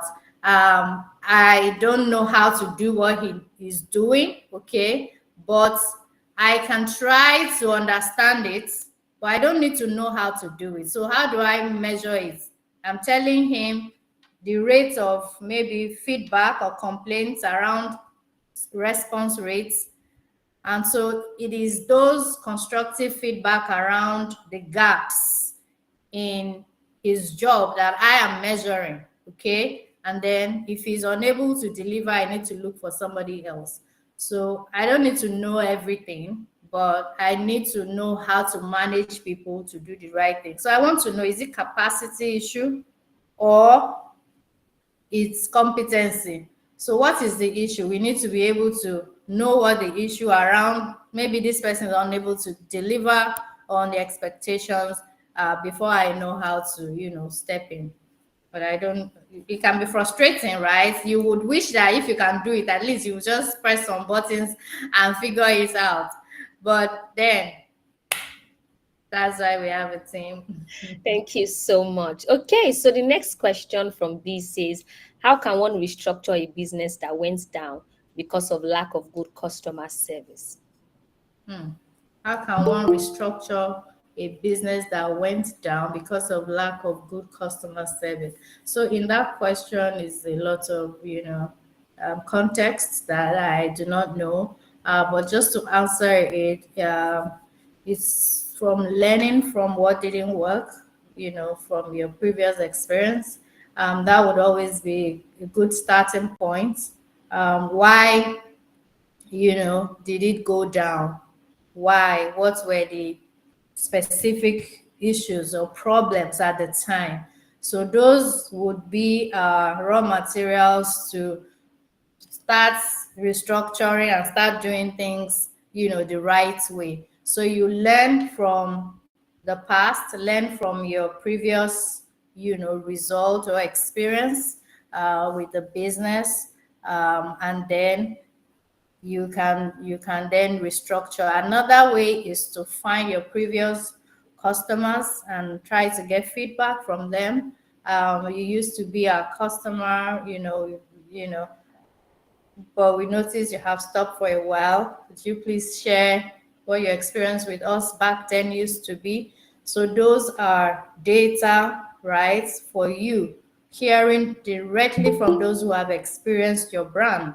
That would also help you restructure your business this time that you want to do things better. So get feedback from your past customers, and then from your side, look at what didn't work, why did it happen, and then you are using that to change things this time around. Wow, thank you so much. So because we're pressed for time, we will just take one last question. And what we'll do is we'll take it from people whose hands are up. So just one person. Now we have 4 people do. I feel like we need to do mini more. But I'll just pick one person, and I think Laura Jacobs. Can you ask your question? Laura Jacobs, please ask your question. Okay, I'm not sure Laura Jacob is available. Konita Inyeche, you can ask your question. Konita Inyeche, you can ask your question. Okay, if Konita is not available, weight gain with Essie, please ask your question. Weight gain with Essie. We don't have time, guys. So, okay, yeah. Good evening. Good evening. So I've earlier asked, how do one incorporate the cost of building a team or hiring someone into the financial operations of the business? Like, if you're to hire somebody, how do you incorporate that into the business cost, basically? Did you get the question, ma'am? Help me reecho it. Okay, so the question is, how do you incorporate the cost of hiring a team member into the financial operation of the business? Okay, fantastic. So you look at your revenue. What are you making right now?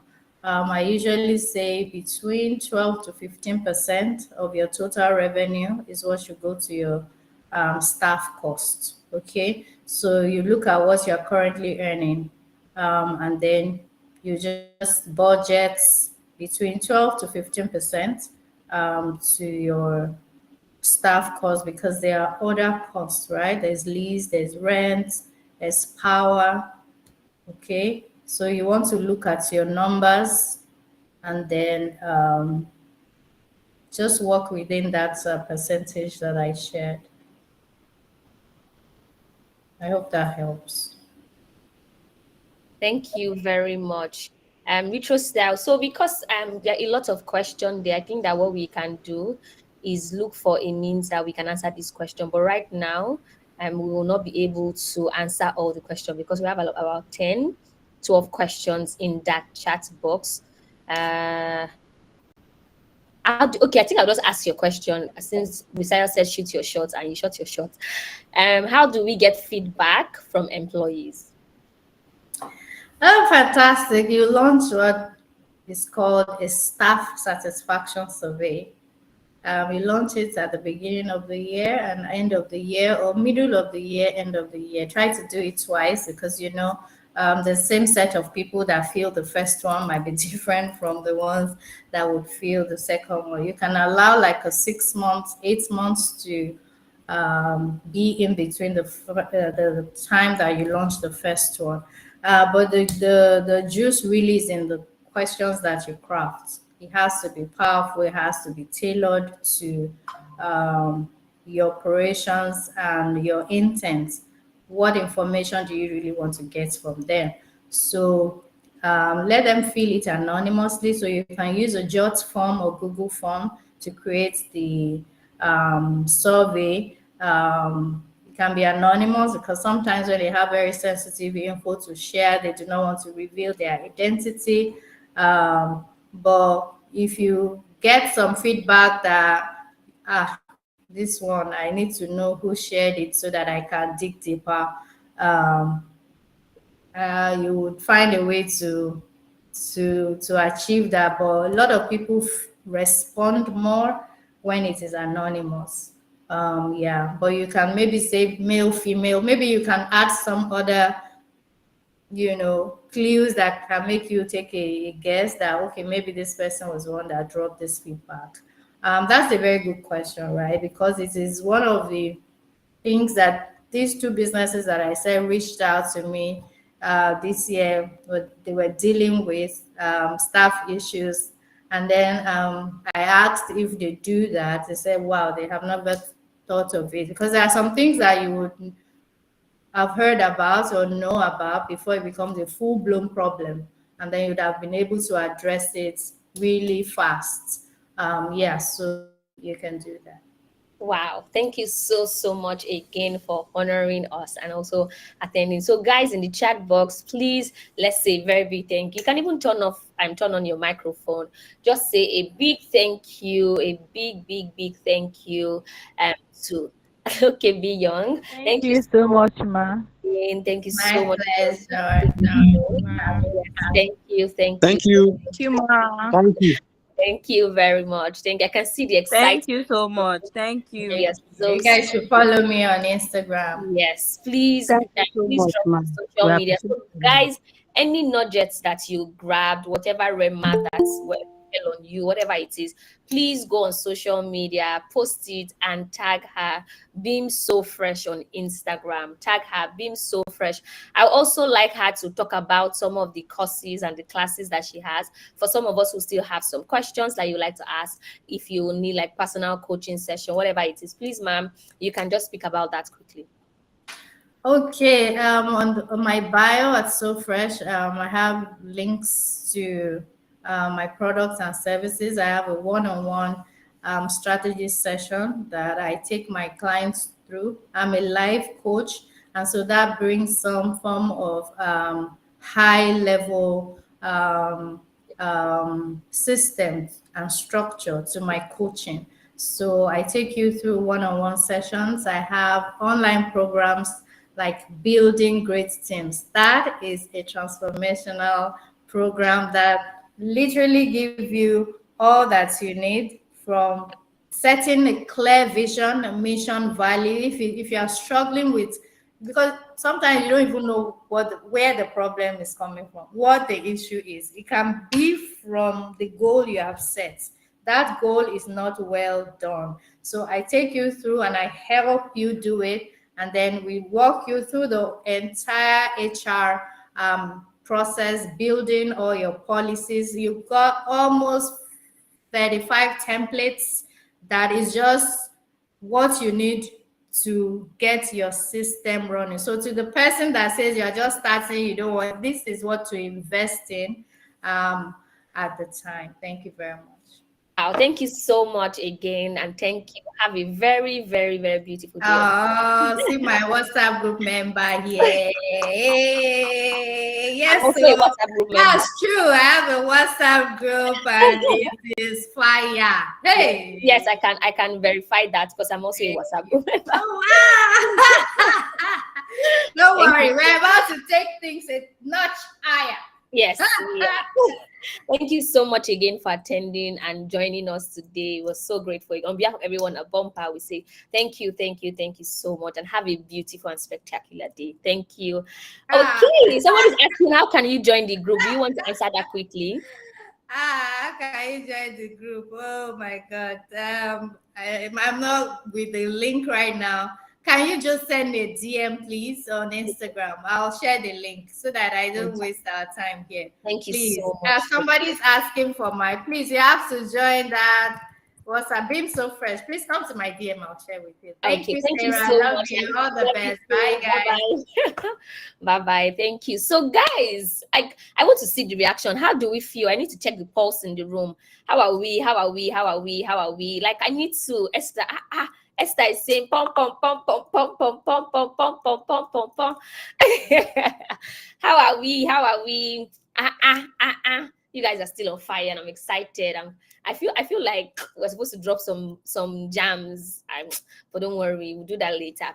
Okay, Grace says super insightful, great value. So do you want to give a shout out to Bumpa? I want us to clap for Bumpa. Like, clap for Bumpa. Say thank you to all the Bumpa stars presently in this room. Just say a very big thank you, because all of these that you guys are enjoying is because Bumpa is powered. Thank you, Bumpa. And I hope that each and every one of you on this call today are currently not just have downloaded Bumpa, using Bumpa, but are also making sure that you're also on the Bumpa subscription. So we'll talk about that very soon. The next thing on our list right now, I will be inviting Sandra Petra, who will be coming on to just speak for 2 minutes what she has in store for us, what her plans are for us for the giveaway that she promised us yesterday, and even the one that she's going to talk about today. So Sandra Petra, please take on the mic. Hi guys, oh my God, I've been waiting impatiently. Can you guys hear me? Yes, we can. Hi guys, I'm sure you're having a great time. I can see all the reactions, so I'm sure that this has been good. So we're very pressed for time, so let me not drag this too much. You know the drill. Per usual, we have 5,000 airtime to give to some lucky winners. I'm not going to disclose the number of people, which means that you have to move very fast. So as usual, it's fastest fingers first. Dami will drop the link in the chat box. Fill out the information. Even if you filled yesterday, you're not too sure that you might get it. So do it again. Let's run you back again today. You understand? You have to, double the efforts. So Dami, please fill out drop the link so that they can fill out the information, correct information, guys, especially your email address and your phone number. If you don't put in the exact phone number, it means that your airtime will go to someone else. So let's not do that, please. Make sure you fill out the right information. Thank you very, very, very, very much. So much, Sandra Petra. I can't wait for the next speaker. I'm sure it's just so much fun. Even me here, I'm learning so much. Thank you very much. So back to you, Sarah, so that we can, continue. Let's not drop the energy. No problem. Thank you very much, Sandra Petra, for filling us in on what it is we're going to be getting. And guys, remember, you have to stay to the end. So the next on our agenda today, we'll have Alero, who would come back again to talk about bumper growth for the next minute. And Alero, please take over the mic. And yeah, the floor is yours. Thank you so much, Sarah. Hi, everyone. Good evening once again. I'm very sure that we're all enjoying the session. I've learned so much. I have learned absolutely so much. So back at it. Per usual, we have different plans on Bumper. Like Sarah mentioned, we believe that everyone that is on this call would have either downloaded Bumper or is already using Bumper. And right now, we know that there are a couple of plans on the Bumper app. And then we have the free plan, which is the Bumper Starter Plan. We have the Bumper, we have the basic plan, which is the free plan for a couple of days. We have the Bumper Starter Plan. We have the Bumper Pro Plan. And now we are introducing the Bumper Growth Plan. The Bumper Growth Plan basically covers everything that you can see on the Bumper Pro Plan. And there are additional features that we have actually created based on feedback we've gotten from different merchants. And we just want to make sure that you're able to do your business operation quite easily. The Bumper Growth Plan basically is for merchants that have physical stores and have walk-in customers that actually come to your physical location to shop from you. So what happens is your website basically is like your warehouse whereby you house all your products. Everything that you have in stock, you just received your stock, you put everything on your Bumper website, which is really easy for you to do. However, we have now introduced the point of sale system, which helps you to connect every order that is happening in your physical store directly on your website, right? Which means that when you're doing your end of day stock count, you have, accurate data when you're doing that. So it's easy for your customers to check out, just like when you're in a supermarket and you are buying something from the cashier, your inventory will be directly spooled with the system. And you can print immediately and give your customers their receipts. You get your customer phone number, you get your customer email immediately, and this even helps you to give them discounts when you're sending maybe like your email or SMS campaign. We have also introduced the Bumper Virtual Terminal. What this does for you is it connects all your orders to your payment. Sometimes when your customers place order and they make payment, you might start looking for a way to track what did Mr. Chike pay for. So there are some payments that sometimes do not even come with names. So what this Bumper Terminal does for you is you get payments in 5 seconds, and you can take my word for it. In 5 seconds, you get your payment. And you also are able to get confirmation. So for instance, now your sales representative do not have to start calling madam to confirm payments. You can add phone numbers to the Bumper Terminal alert. So which means that when your customers make payments, you are getting notifications immediately on WhatsApp. The Bumper Terminal, like I said, helps you connect your order to your payment, and it's easy for you to reconcile at the end of the month. If, for instance, there's a return, or whether you are having issues with your retailers or your wholesalers, it's easy for you to track everything that is happening with your activities on Bumper. We also have the multi-location. So for instance, if you have just one store, this is the plan you're supposed to purchase. However, if you have for multiple locations as well, this also covers you. You're able to move inventory from one location to the other, being able to track, items that are being sold out in different locations, and being able to give your customers, like easy access to, have your products at any location that they are. We also have the barcode inventory scanner, and this basically helps you to upload products when you get your items. It's really stressful sometimes for you to be able to upload these items one by one, but now with the QR scanner, with the inventory scanner rather, it's quicker for you to upload your inventory when you get them. The amazing part of this bumper growth plan is that it's going for 200,000 naira.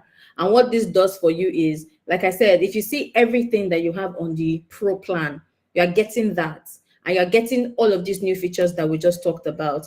And then you're also going to be getting a dedicated account manager, somebody that will be, that you'll be able to call or, send messages to whenever you have a complaint. We'll also have you on a WhatsApp group with you and your sales representative and your team, just so that we ensure that whenever you have an issue or you have a challenge or you have a question, it's easy for you to reach out to us on WhatsApp, and we'll be able to help you. I'll be putting my information on the chat box. So if you're interested in the bumper growth plan, please feel free to send me an email. We are offering free business consultation. So we'll ask you questions around your business. And please bear it in mind that I'm sure all of you know that Bumper is my business best friend. So if you are subscribing to the Bumper growth plan, just know that Bumper is your technical partner.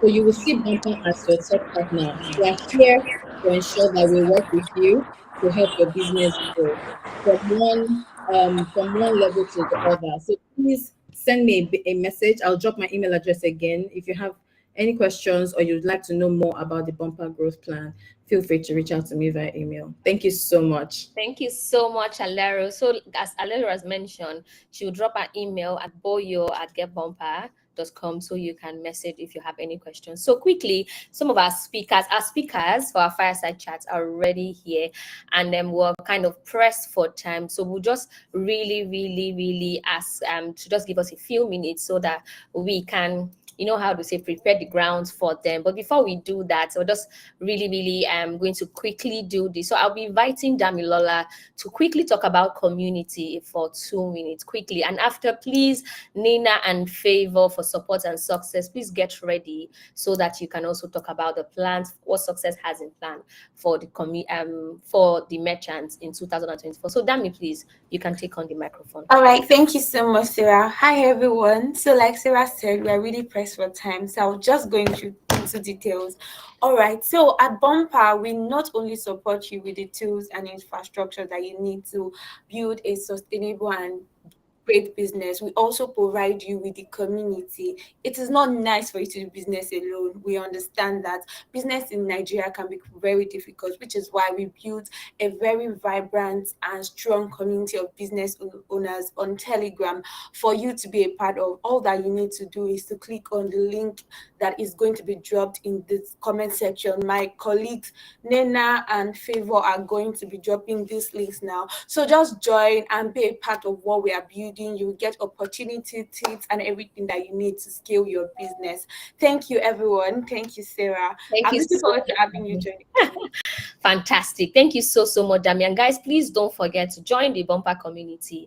Our goal is to always help you celebrate your milestone and also cheer you on as you grow your businesses. Yeah.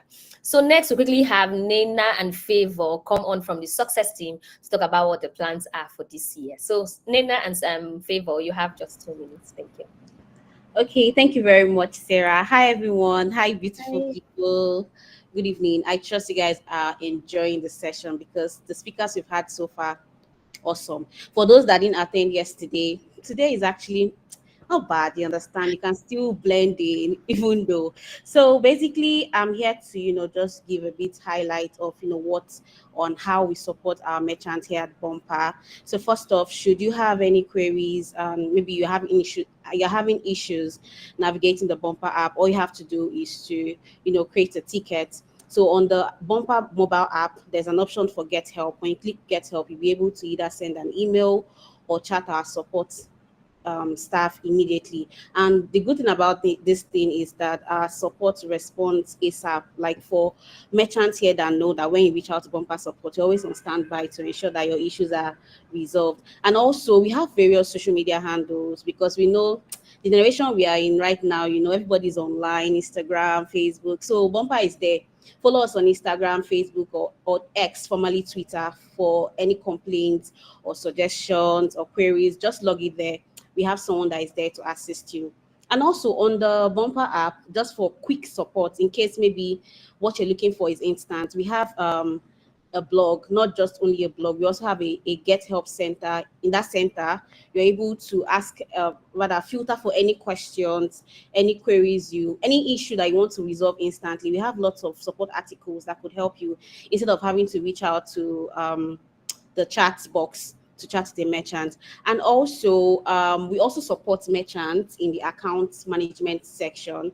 That is, for some merchants, I know you guys are familiar. I do call you every time to ask you how business is going. If you're not having sales, I do offer 1 or 2 business tips. So that's how we basically do to support our merchants. We go through their stores to see if they have any issues. Maybe your domain name has expired, or 1 or 2 things all the same. Just reach out and let you know how to resolve these issues.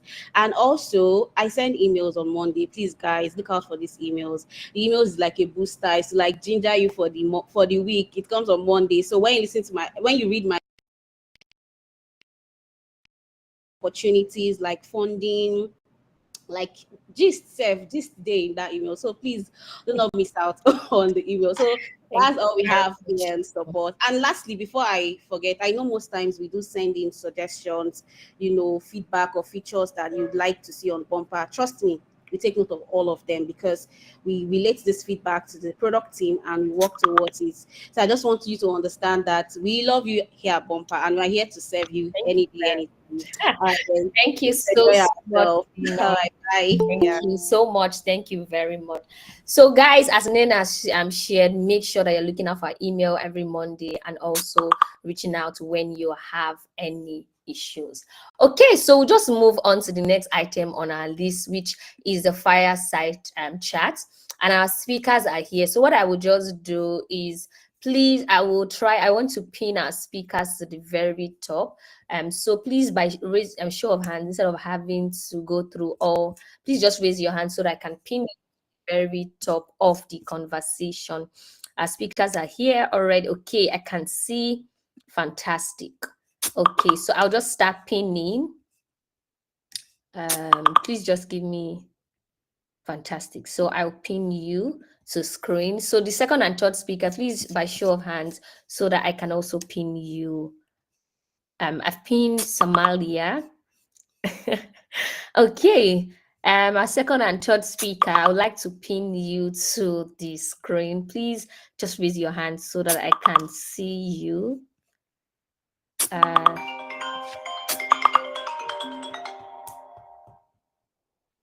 Okay, I think we'll just along the conversation, I can start pinning you. So I will start by reading the bio. Can you guys see me?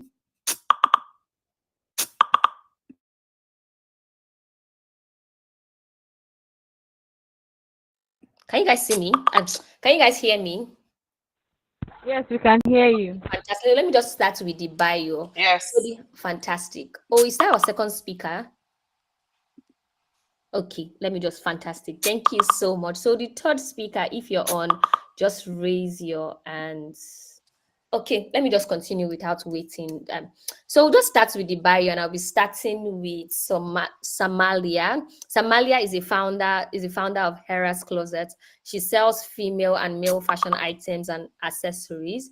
She is 21. She is a 21-year-old final year medical student of Ahmad Bello University. She started a business in 2020 lockdown when she was 18 and has since grown her business to great heights. Welcome, Somalia. Please, guys, in the chat box, let's welcome her. Next, we're going to be welcoming Peter Amosun. Peter Amosun Babatunde, the visionary creative director and CEO of 19th Shoes, has steered the brand's success since 2014, leading a premier shoemaking and retail fashion brand. It's crafted over 40,000 shoes. Guys, Can you hear that? Over 40,000 shoes reaching beyond Africa, beyond business. Amosu is committed to empowerment, having trained numerous young men and collaborated with Lagos State government on a transformative free-skill acquisition program, particularly focusing on empowering young girls in the art of shoemaking. Fantastic. So guys, let's use our reaction to also welcome Peter Amosu. So last but not least on this is Tayo Kimberly Adejumo. Tayo Kimberly Adejumo, accompanying Kimberly's Home and Apartments Limited, has earned an unmatched reputation and credibility in property development, property management, and premium realty. They are also known for managing properties for short-term rentals in Lagos, commonly referred to as Airbnb. In addition, Kimberly's Electric has been providing unique and luxurious lighting options for over 5 years. Despite the exclusivity, our products remain affordable. Throughout her career, she has collaborated with prominent brands and traveled to more than 25 countries. She has also ventured into various areas, including low capital business ideas, graphic design for business cards, snap and trade, and corporate branding items. Passionate about the management and corporate space, she has built an impeccable track record in methodical marketing, engaging with people from all walks of life. So without further ado, guys, I really like us right now to welcome our speakers on stage as we start the fireside chat. And Peter, please, if you can see me or you can hear me, please just wave or try to speak so that I can also pin you to the chat.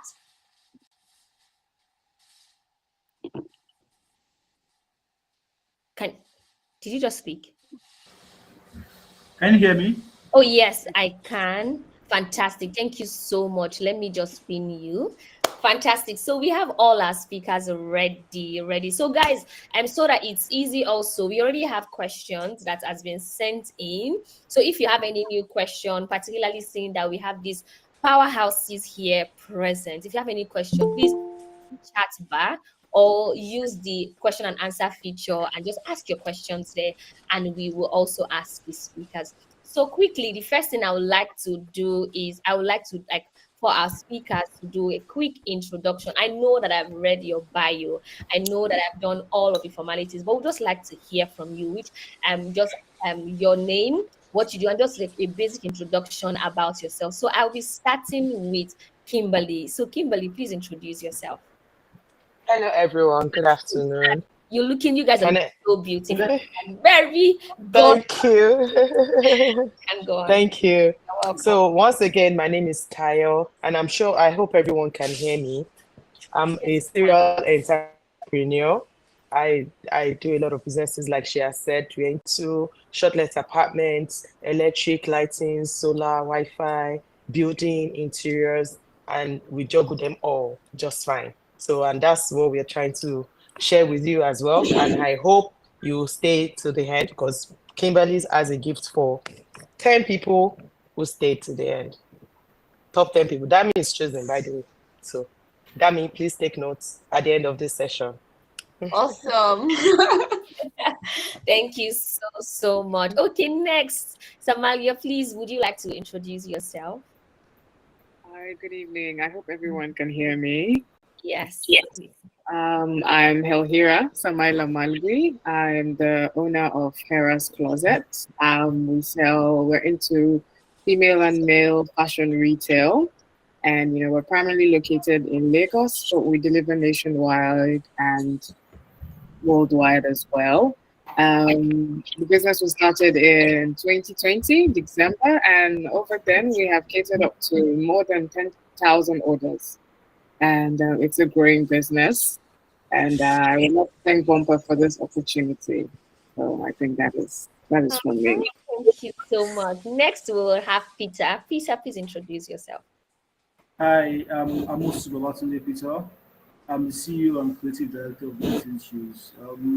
I started 19 Shoes while I was in school at the University of Lagos in 2014, and since then we have grown from having our own production factory and having our own store in Lekki, and we deliver nationwide and worldwide. Thank you.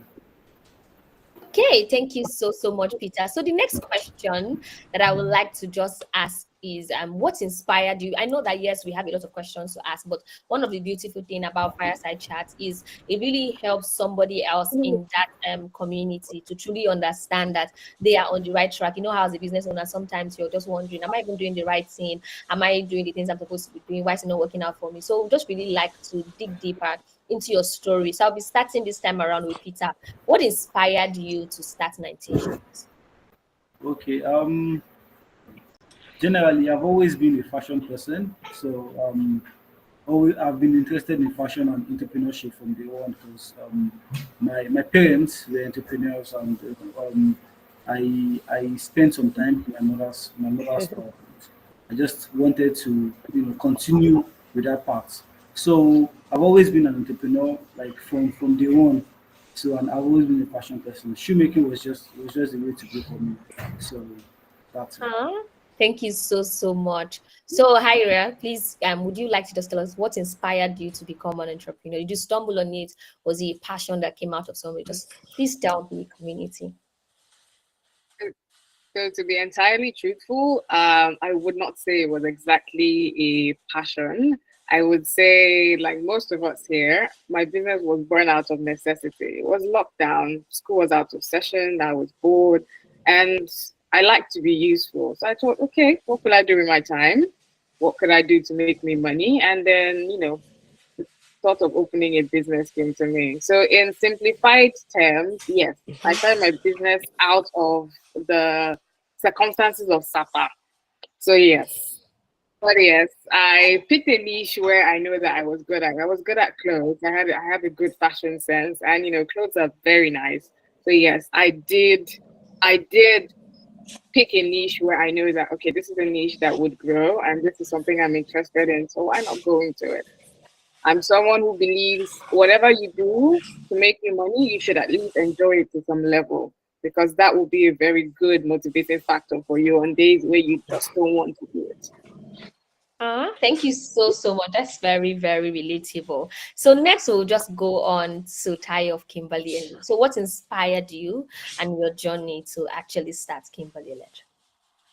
Well, my journey, unlike Peter and Samia, is very different.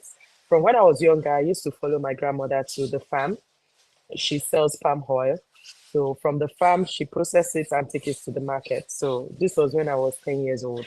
So I'm like a PA in the market. Then from there, my mom also she sells things in Ibadan back then at Agoni Market. So from school, you go back to the store. And my mom made sure, even though we could afford some basic things, she ensured that as soon as you get back from school, you must hawk. Then it was 1 naira water. I don't know how many people remember the 1 naira water. You tie it. It's not pure water. You pour it. It's good water. For some reasons, you didn't have to test it. We just trusted everyone. So I had to sell the one naira water, and I must finish it if I know that I want to eat lunch. So that was how my business started. But then over time, when I grew up as an adult, I didn't like business. I wanted to serve, not work with someone, but create a service that people come for me to. I don't want to take the risk of owning a business because business is very risky, is a lot, is tasking and all that. So I've always avoided it. But when I realized that how much I needed the good stuff, and I'm not lucky with big gods, I realized I have to start working. How much do I need? What do I need to get this money? How much do I need to work to earn this, to be able to afford this? And that is how then all my other entrepreneurial spirit that I've been tapping, that I didn't realize, all of them came alive, joined together, and became what I am today. Thank you so much for answering that. So I think we'll just get right in the question. And guys, please don't forget, if you have any questions, please use the question and answer feature, or you can drop your questions for them in the chat box. So I'll just continue with Kimberly. And my question will be, how are you leveraging technology to enhance your efficiency? Because I know that you have a brand that's like Kimberly Electric. So how are you leveraging technology to enhance your efficiency and scaling your own business operations? Okay, so first of all, I'm going to ask everyone to please clap for Bumper. Let's all clap for Bumper. Bumper as if I will tell you, I will real quick tell you a recap of what Bumper is doing for you that you don't realize. Because when I started business, I had to go with Wix. I've had to go with different platforms. I've had to create my own website. I've had to do my own SEO. I've had to learn graphics, do Canva. I learned that. It was such a long journey. You see all these things that Bumper just compress and just give you on a platter of gold of 5,000 per month. See, sometimes write special email and say thank you, Bumper, because just imagine there's no Bumper. You need to create an inventory. You need to create your website. You need to chase the website guys down. And now they've just brought another platform where you can pay, and my staff doesn't need to send me message 1,000 times. Madam, confirm. Madam, confirm. They can confirm on their own. You see all these things that they just give you on a platter of gold. You may not really understand the value, and I really beg you to please pay attention to what Bumper is giving you. Every little benefit is just as important. Grab it. If I go and research it, if you don't understand what they are telling you that they are giving you, ask them question. Alero, Damilola, they're always so easy to talk to, and you can always ask them question 1,000 times. So ask them. So all these time benefits, I'm only benefiting to. Please, can you explain the remaining to me, so that you can get on board, and this can be beneficial for you. So this is what I am leveraging on. That is my secret. Bumper is my secret. It's as simple as that, because I'm able to have a website. I'm able to have an email associated to my website, which before I had to, even up to now, I've not even ended that contract. If you use Google, if you're not going through Bumper, you probably be paying about 30 euros per month. And with Bumper, it's easier, it's cheaper. Just tell them you want for a year, and it's easy. So this is what I'm leveraging on. And also I'm leveraging on Instagram, TikTok, Snapchat, on Google itself, Google Analytics, and Google SEO. They're two different things. So this is what I'm leveraging on to promote my business, to ensure my business, I optimize my Google search. So these are my own secrets. That's how I've been able to leverage technology. CapCut, these are your friends. AI, OpenAI, Genie, those are your friends. They help you with what's it called, to create caption. You can send the picture of what you want to post. They can, these are your friends. Technology has made everything so easy that you can actually, instead of having two staff doing all these things, only you can continue to do it. Like some of you that I've seen, you don't have any staff, you're the only one that do it. So these are your secrets. OpenAI or ChatGPT, Genie, Instagram, TikTok, these are your friends. And of course, Bumper is the main one. Without Bumper, it's not going to be that easy. That's the truth. Thank you so much. Like, you guys should clap. You said we should clap for Bumper. I feel like we also need to clap for art. So thank you so much.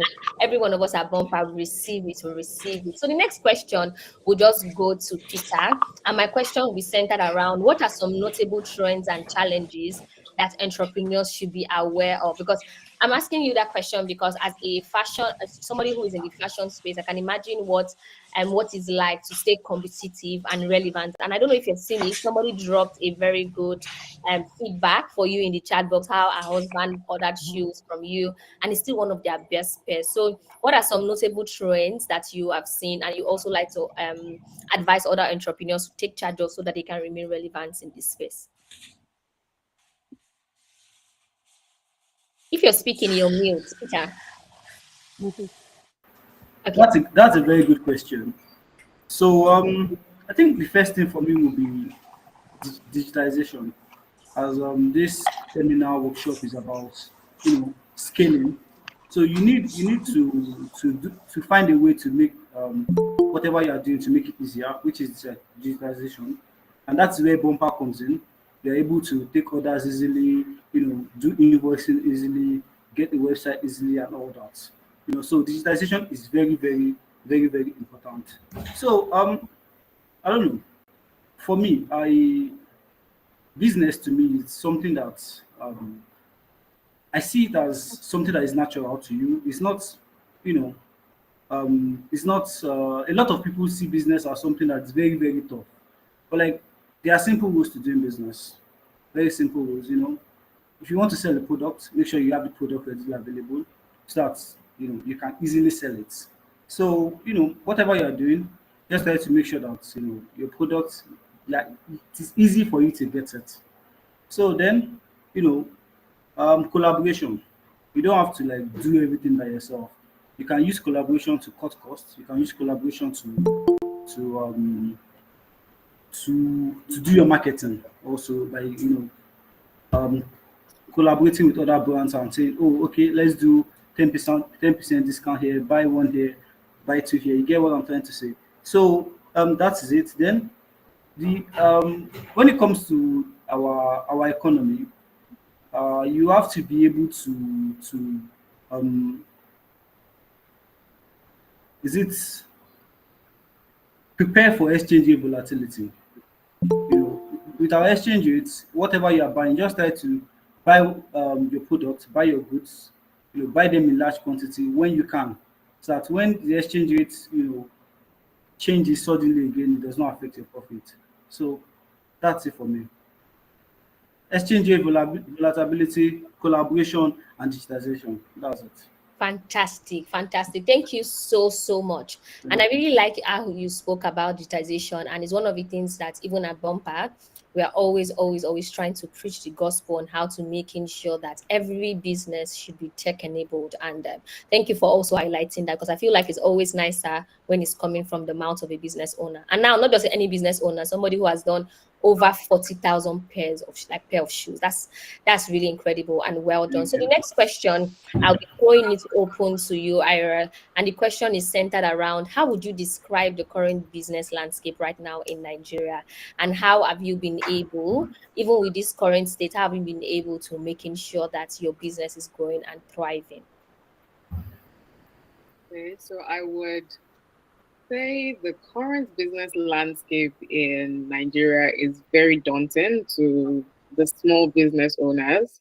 And honestly, I think even to the big business owners, it is really daunting to everyone at this point because, as Peter said, there is a serious exchange rate volatility. Like today, you wake up and you discover that you have to increase the price of an item by probably 3,000 naira. And how do you start explaining it to the customer that, oh, the price of this yesterday is not the price of this today? So it's honestly very daunting, and it feels like sometimes there is an oversaturation of some businesses. Like you want to do this, and then you think about the fact that you go on Instagram and maybe like 50 other people are doing it. And it's very challenging to you because you think about the fact that, okay, what else am I going to do? So how have we leveraged on that? So I would say that one of the things that is keeping my business very much thriving right now is the fact that we are building on pre-existing connections already. So, pre-existing connections and word of mouth. So, when your customers know that they can always get quality from you, and they know that when they're buying from you, they are not wasting their money. Every bit of their money they are spending with you is accounted for, and they do not have to regret any amount of money they are spending on you. That is something that you leverage on. And you also leverage on empathy. You have to be able to show your customers that you understand that right now, money is not easy to come by. You have to show them that, yes, you understand that. You're also human. You also have that problem. So I also feel like when customers feel they can relate to you as a human, as a person, you have the same problem as they do, it is easier. And I know, just to digress a bit, it's something I also advise other business owners. When someone is buying from you, let them feel like they're buying from a human being, like they're not buying from a robot. You don't have to be so mechanical all the time. Exactly. Let them feel that, okay, keep it brief, keep it professional, but at the same time, you can be friendly. It's not unprofessional to be friendly. So yes, you can do all these things. And yes, you have to use colloquial language. You see the customers you already have, take care of them properly, because they are the ones that will preach the message of your business. They will go out and they will tell other people that, okay, this is this person I buy from and I get very good from them, you should buy from them too. And they will always be the ones that will come back.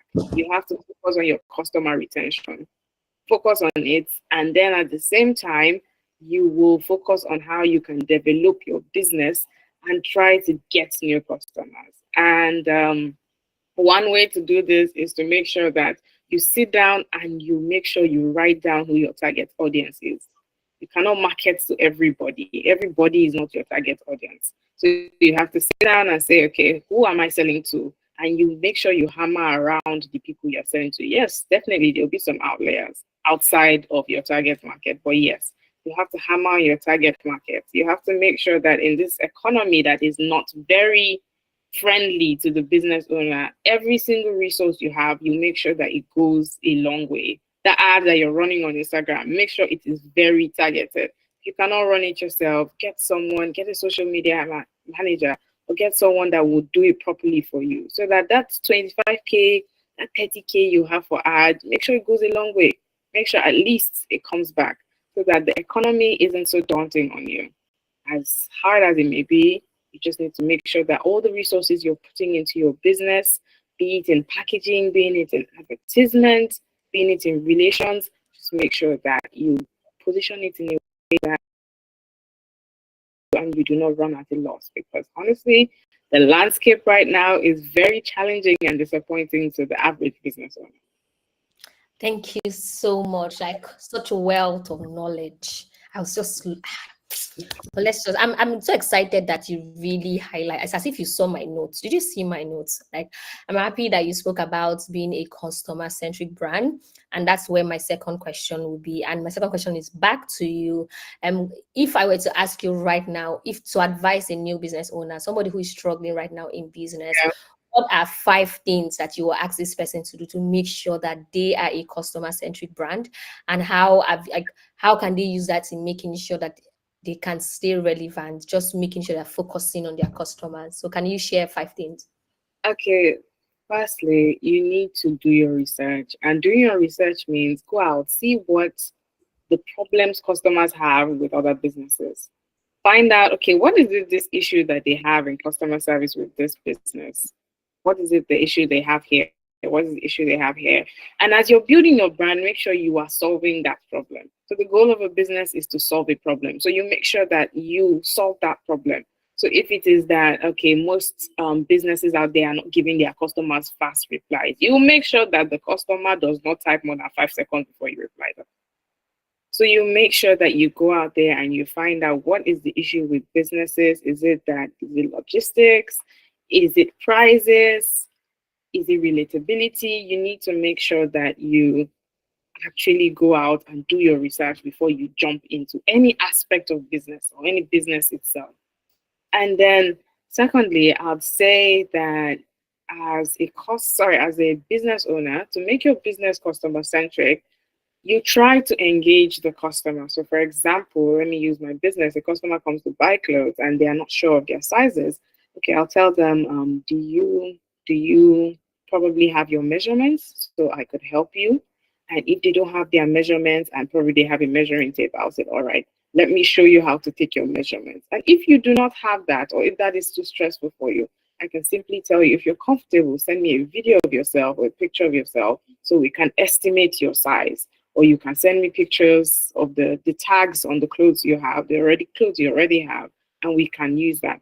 So don't make them feel like they're on their own. Try and assist them at every step of the way. If they'll let you, try and assist them at every step of the way so it doesn't feel very exhausting. Because I know if I'm trying to buy clothes and I don't know my size, at some point, trying to figure it out will exhaust me and I'll just say, what's the point? Let me just leave it. Exactly. So you never want your customer to get to that stage where they say, oh, let me just leave it. So just try and assist them in every point of the way. And then furthermore, I'll say my third point, when your customer is having an issue, listen and try and help them out. So for example, if a customer says, okay, this item I got, it doesn't fit me, it's not suiting, or this item I got, I don't know how to style it, or I don't know how to wear it, or I like it. then you give them options. Okay, this is how you do it. This is how you do it. I've had customers who have come back and told me that, oh, I really like this pair of jeans I got, but I don't know where to wear it with.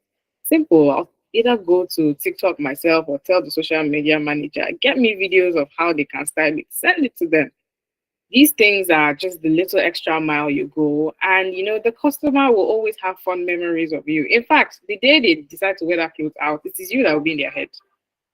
So that is the things that those are the types of things you have to target, making yourself very memorable. So someone can buy like 5 different clothes from different vendors in a day, and all of them can have good quality. But your customer service should be able to make you stand out from all those 5 people that they bought.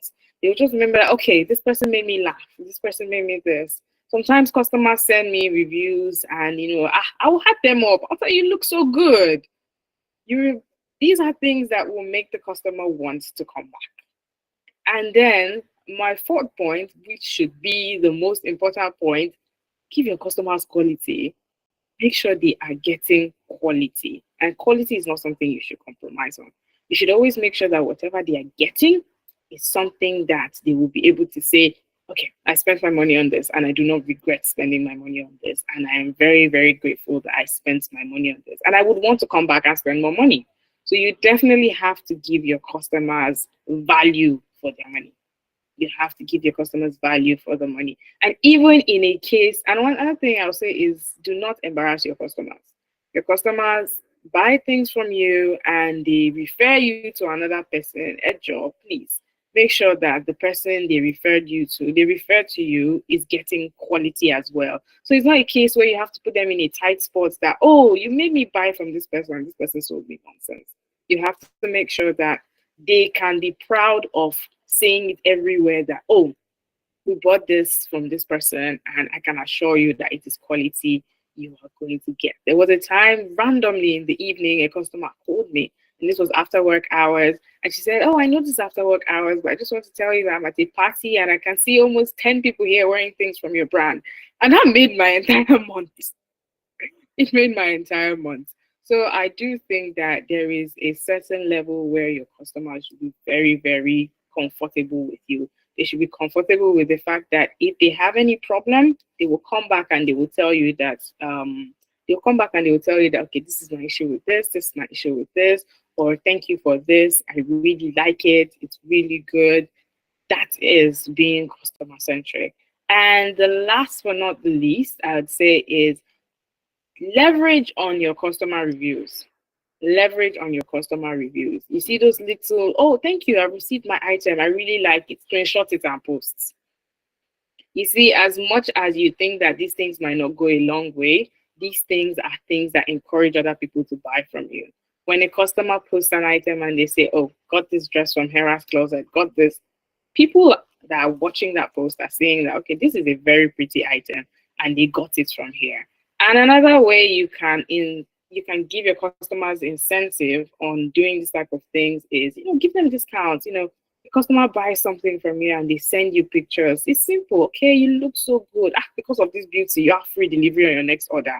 This type of things. These are things to give them incentives on wanting to come back. And by then you have built a very wonderful customer-centric business. So yes, those are my tips. Thank you very, very much. I can see that somebody asked a question in the chat box, but I also like to believe that she just captured what you asked, Konita. Please let me know if you're able to. What I want to believe that she already did. So I'll just go back to Peter, and then the next question will now be to Ty of Kimberly Electric. So my question to you, Peter, would be for somebody who manages a fashion brand. How are there like any sustainable ways that you can use to manage your business? Because like we're already saying, the expenses are a lot. There's so many things that are happening that are taking expenses, high cost. So what are the sustainable initiatives that you recommend to businesses who are currently growing so that they also stay afloat and keep on building their brand to sustainable heights? You're mute if you're speaking. Sorry, I keep muting when I'm not speaking. So for me, thank you for the question. And Samila, the lady that just spoke right now, she captured a lot. I've even learned from her. So for your business to be sustainable, there's a lot happening in Nigeria right now. So, like I've said before, you cannot do everything. You can try to outsource. You need to outsource some of your. For me, I run my own production factory, then run our retail store. So for the production, we have tried to like our production house now. We just renovated it recently, and we tried to reduce our power consumption. I bought like rechargeable bulbs, rechargeable fans, all those kind of things. We are introducing inverter for just when we are not really using power to just be able to see. So those things are very important to cut cost on power. So then, for our production too, we make shoes and we make slippers also. Slippers they don't take like so much leather, so like we use some of those leather that is left to make shoes. So that's that also. Then one of the things that you can use to actually cut your cost of production is by increasing your volume. If you can increase your volume, like your production rates, you can like at the end of the day, you will now see that oh, okay, I used to make like 20 shoes before. If I'm making 50 now, and like cost of production has gotten higher, cost of at the end of the day, the cost of production is not just about the cost of making the shoes. There's cost of your staff, cost of power, cost of all those other little things combined. So when you can increase your production, like your capacity, you are able to make you have higher revenue and your production costs, they can come lower. So that's it. Those are the sustainable ways that I've been using to try to survive this economy. And also you just have to plan for the exchange volatility and try not to out sorry to say it, but like try not to keep too much cash in naira. So just try your best. That's just it. Thank you so much. I'm very glad because I feel like I can relate having a fashion brand myself when it talked about bulb, electric rechargeable bulb. And I remember that 2 years ago, I even did it 2 years ago because I said, the way we're spending money on electricity and generator and fuel, people don't want to also have more money aside the one we're spending. So thank you so much for mentioning that. So I will just quickly go to Kimberly, that's Tayo, and my question will just be centered around government policies. And I'm sure they're like, government policies, what are we going to do? So my question would be some of the policies that they have currently shared and the ones that maybe like how have you been able to manage all of this and what has the impact on your business been? And how would you advise other businesses to make sure that you're not really like there will definitely be policies, but how are you able to mitigate this and make sure you're still building a sustainable brand in a country like Nigeria? Okay. So first of all, what I would like to say, I would like to tell you all, you have to be intentional about what you are doing. That's the number one thing. It's been forever that the government will come up with all sorts. It's not a new thing. But when you're passionate about what you're doing, because I want to assume that most of us or all of us that are here in our businesses, we're all passionate. In fact, it's passion that drives any business person in Nigeria, as far as I'm concerned, nothing else. So if you're passionate about what you're doing, now be more intentional about how you can scale up so that the government policy, anything they are doing, you're already on the ready. So number one, I'll say, first of all, anticipate, listen to news a lot. Very important. Listening to news or whether not go and sit, I don't sit down in front of channels, I promise you. Like just open your eyes and your ears and listening to what's going on around you. Let me give you an example. If you notice recently, Lagos State banned styrofoam. They banned styrofoam. What happens to people who are selling styrofoam? I had to write a letter to Mr. Tunde, that is Lasepa MD, that, okay, you banning styrofoam all of a sudden without giving people ample time to at least sell off what they currently have in stock so that they can change their mode of business to something else. Then it was like, oh, they are not actually arresting people or seizing merchandise right now, but that's something they are not telling people in the news. So what I'm trying to say in essence is that if there is a new law or something that the government has just done, please look for the MD, send an email, write a DM, they will answer you. Look for their body. Very few people send a message, I can assure you. Remember that shoot your shot message they said?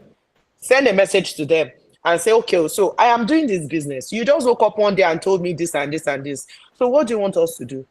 There was one time again, government policies were going around Lekki and clamping cars. That is, customers that comes to shop at your space, they just clamp their car and want to tow it somewhere. So where should we park? Should they park inside my shop? Or because I don't understand what that policy was. Again, I sent a DM and asked the question. For some reason, that stopped. So government will always come to you. But you having a very good business structure will sustain you when government policies comes. Just like she was saying about customer service, there's something I see on Instagram streets. No refund, no exchange. Please, what is that? I don't understand that. Because if you're selling something that you're passionate about and you're 100% sure of, why can't somebody tell you they want to refund or they want an exchange? Why is you put it in red, gadagba, no refund, no exchange? Why? You need to be able to listen to people. Turn customers to your family members. When I started Shortlet Apartment, I started with Shortlet Apartment. Every client is my sister. They are my brother. And when VGC came, not even governments now, this is semi-government, and they said, oh, we don't want Shortlet in VGC again. Naturally, I'll lose my customers. But because of my customer service, my customer trusts me that if I ask them to go to Carlton Gate or to go to VI or to go to another apartment, they are sure that 100% they have nothing to worry about. That's because I've had years to prove to them that I am for them. Somebody asked the question earlier, how do you come up without not being a proud vendor or that you're not begging? Please beg. Your customer is a queen, like, okay, Queen Elizabeth died, King Charles. In your head, every customer is King Charles. Respect them. Don't, when they say, oh, hi, what's up? You two will say, hello, Kiniko. Please, respect people. Good afternoon, ma. Good afternoon, sir. How can we be of service? Oh, this is. Create time. Listen to them. Be their friend. Look at every customer as a networking avenue. Because if they're not buying today, they will buy tomorrow. If they're not buying tomorrow, they have somebody that wants to buy. They will tell people about you. This woman, she's very good. She's nice. She will attend to you properly. And they take refund, they take exchange. That is why can't you, please, if anybody can just respond on the thing, why don't you guys like to do refund or exchange? For me, even my businesses, when they bring, like now we have new stock. We have a particular 5 lights, 3 lights are broken. Do you understand? So how do I deal with that? So this, my government now does not really allow for me to just wake up one day and say, oh, all these goods I received from China, I want to send them back. My government policy is not giving me room to do that. So that means I have to look for other ways. I have to now pen those orders, request for spares, and wait till those comes. But like I said, be intentional. Your customer service, turn your customers to your family members. Everybody from today, anybody that sends hello to your DM, my sis, good afternoon. It's been a long time. How have you been? What do you need? Oh, I don't have this right now, but I'll have next week. Can I please follow up with you next week so that when you come, I can quickly just let you know. This is how we sustain ourselves as Nigerians. We are conversationalists. But when you get your DM, you're acting all proud and all sorts. Me, I will beg you. I don't have, please buy. I will, like right now, every carton we ship is coming into about 100,000 per carton now. That is, say I'm selling this airpod. To ship alone is 100,000. Don't forget that's not how much I bought it. That it doesn't include how much I'm paying my staff, the rent and everything. So everything has gone up. So when people come to our store now, we are affordable. But Kimberly, what happened? This like Kiniko, I can't afford it. My sister. I will tell them, see, what I'm going through this January, they will pity me and buy. There is no boundary to how you need to like close mark your clients or your customers. Send message after 10 days. Sis, what you bought? How far? I hope everything is fine. I'm just following up. Hope you're good. If you need anything, I'm here for you. There's nothing. See, I don't understand. Maybe it's the new generation, Gen Z, you have all sort of rishi attitude that we millennials don't have. Please beg your clients, appreciate them, thank them. Thank you for purchasing. Thank you for coming in yesterday. Whether they bought or not, just still thank you for reaching out yesterday. Please don't forget to check us more or put your notifications on for whenever we post a new product or anything. These are the ideas, and this is the only way to write government policies, because it will continue to change. This year alone, government increased custom fee in 2023, about more than 4 times. Okay, somebody said, I actually allow refund and exchange, but T&C applies if the goods are in good condition with no issue. If you want to return it for a refund, I'm sorry, it's not allowed. If that's an issue on our end, I'll send a rider. This is still very, very good. You understand? At least there is room for something. There is room for engagement. I like that, Imperial. Thank you so much. This is you give room for people to come back to you. But when you just put it gadagba, no refund, no exchange. I don't even shop from people like that. Please note that. Because what if you send something and I'm not happy about it? So then later, government did this thing and you are now posting. I will not even answer you. Do you understand? But when I'm your G, I'm your customer and I'm a returning customer, then I come. Something that I saw last week. In fact, let me give you an example. I bought a techno phone on Tuesday. Today is Friday at 93,000. I want that same phone, another phone today is 120,000. We still have to buy it because there is no choice. So either of two things is that you're selling exclusive items and your whatever you're selling is providing solution or value. You really can't shakara like that, too. And even at that, you shakara in a minimalistic way. Do you understand? So when government policies comes, this gives you room because you already have good in services, you're already intentional, you already have good social media presence. So it's easy to explain to your client that it's not my fault. It's the government. They keep increasing things. Even me, I don't know what to do. Everybody knows what exchange rate is. Everybody knows what is going on. So by the time you tell them, this is what I'm going through, even I don't know what to do. You sometimes you push it to them. How are you sustaining your own business? Because I can tell you, every Nigerian somehow owns one business or another. Whether they are working in the corporate world, somehow everybody is a business person. Nobody they do. Even the one that doesn't actually have a store or something they do. When they hear, maybe I want to rent something, they will turn to realtor. We are having party, we are looking for caterer. She will turn to caterer, So means that we are business people. So when you're doing that, so please, let's pay attention to our environment. Your customer is number one. They are kings and queens. Please know that from today. Be intentional about your drive. Be passionate about what you're doing. Don't forget what the focus is, So it's not going to be easy. Nothing is easy. We are Nigerians. We are not used to being easy. Growing up was not easy. Then beats me tired. Do you understand? So please, we are now doing business. Be resilient. Be passionate. Go for everything. Like, be intentional. This year, I want to at least have the customers. How do I do that? Then collaborate.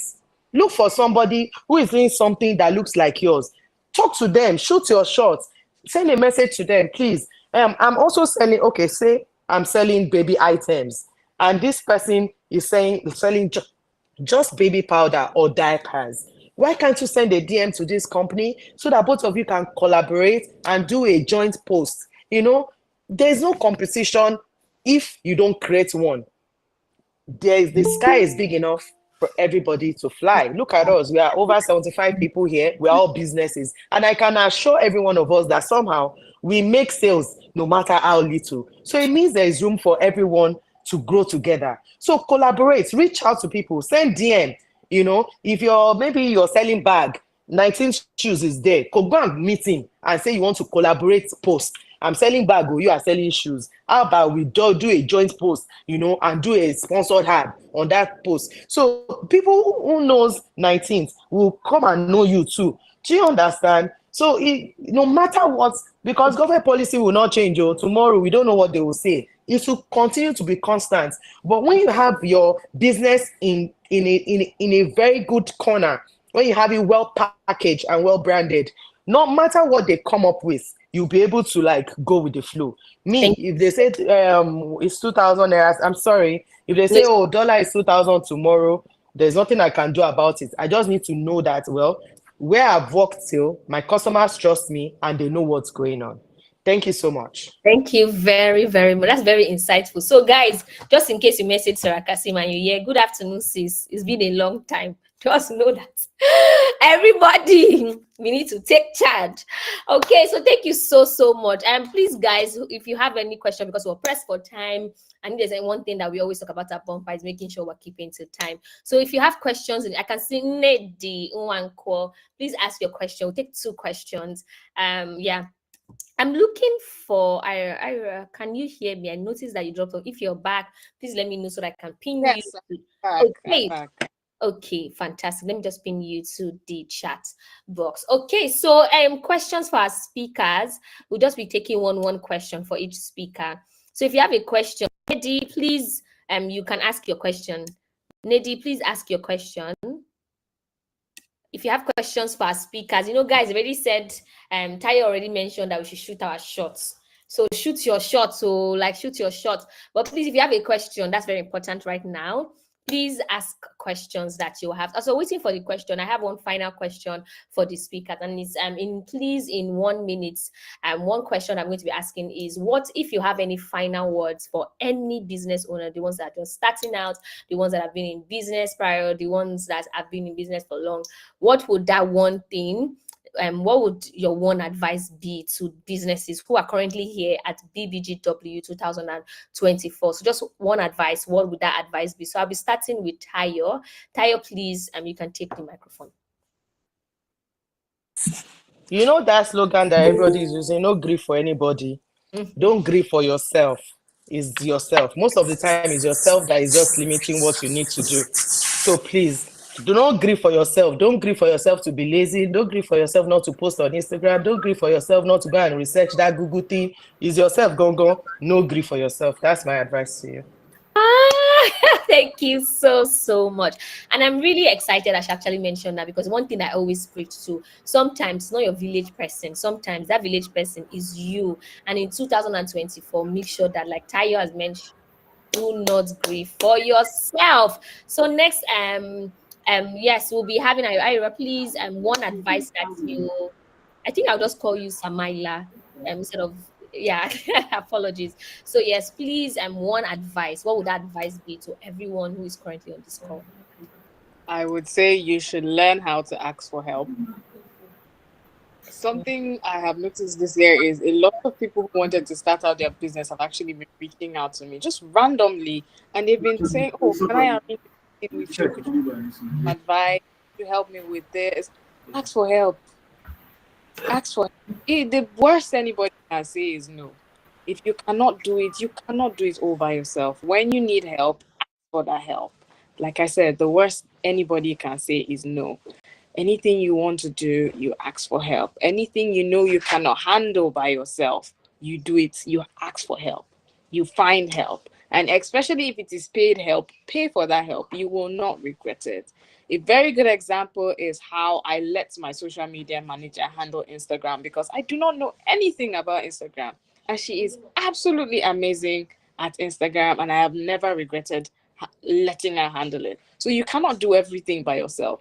Locate your strengths, locate your weaknesses. Where your weaknesses are, outsource the help, ask for help, and it will be given to you. If this person cannot arrange a meeting with you to give you any consultation, send the message to another person. There will always be someone willing to help you.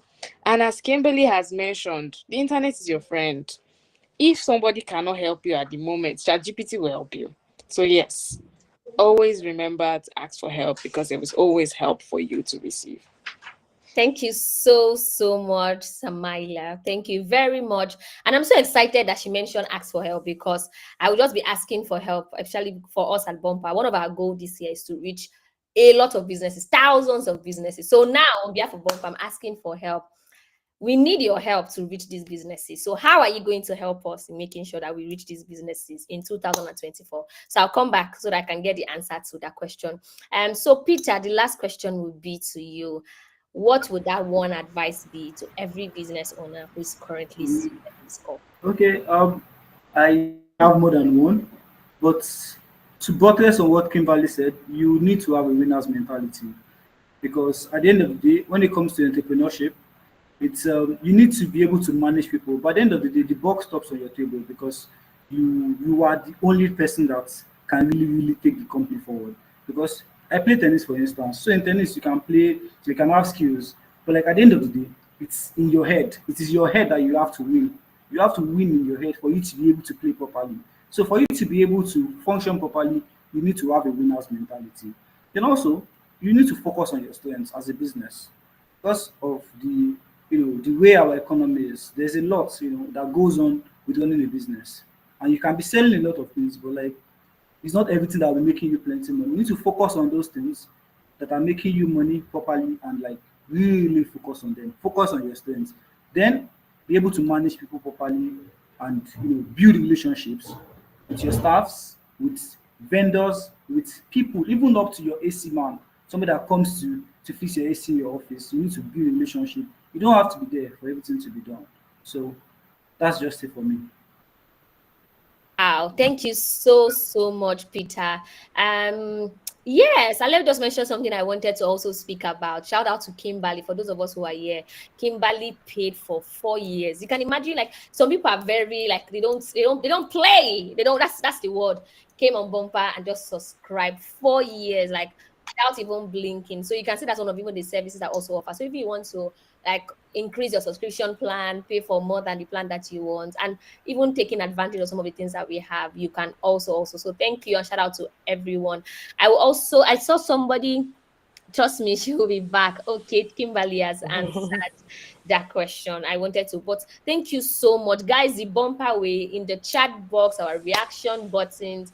Let's say a big thank you. If you can even turn on your microphone, please do that. So Sarah, yes. Our gift for the 10 people. Okay. So we're going to be paying for 1 month subscription for 10 businesses. So I'll be waiting for Dami to send the invoice. Fantastic. So that's to support everybody. Wow.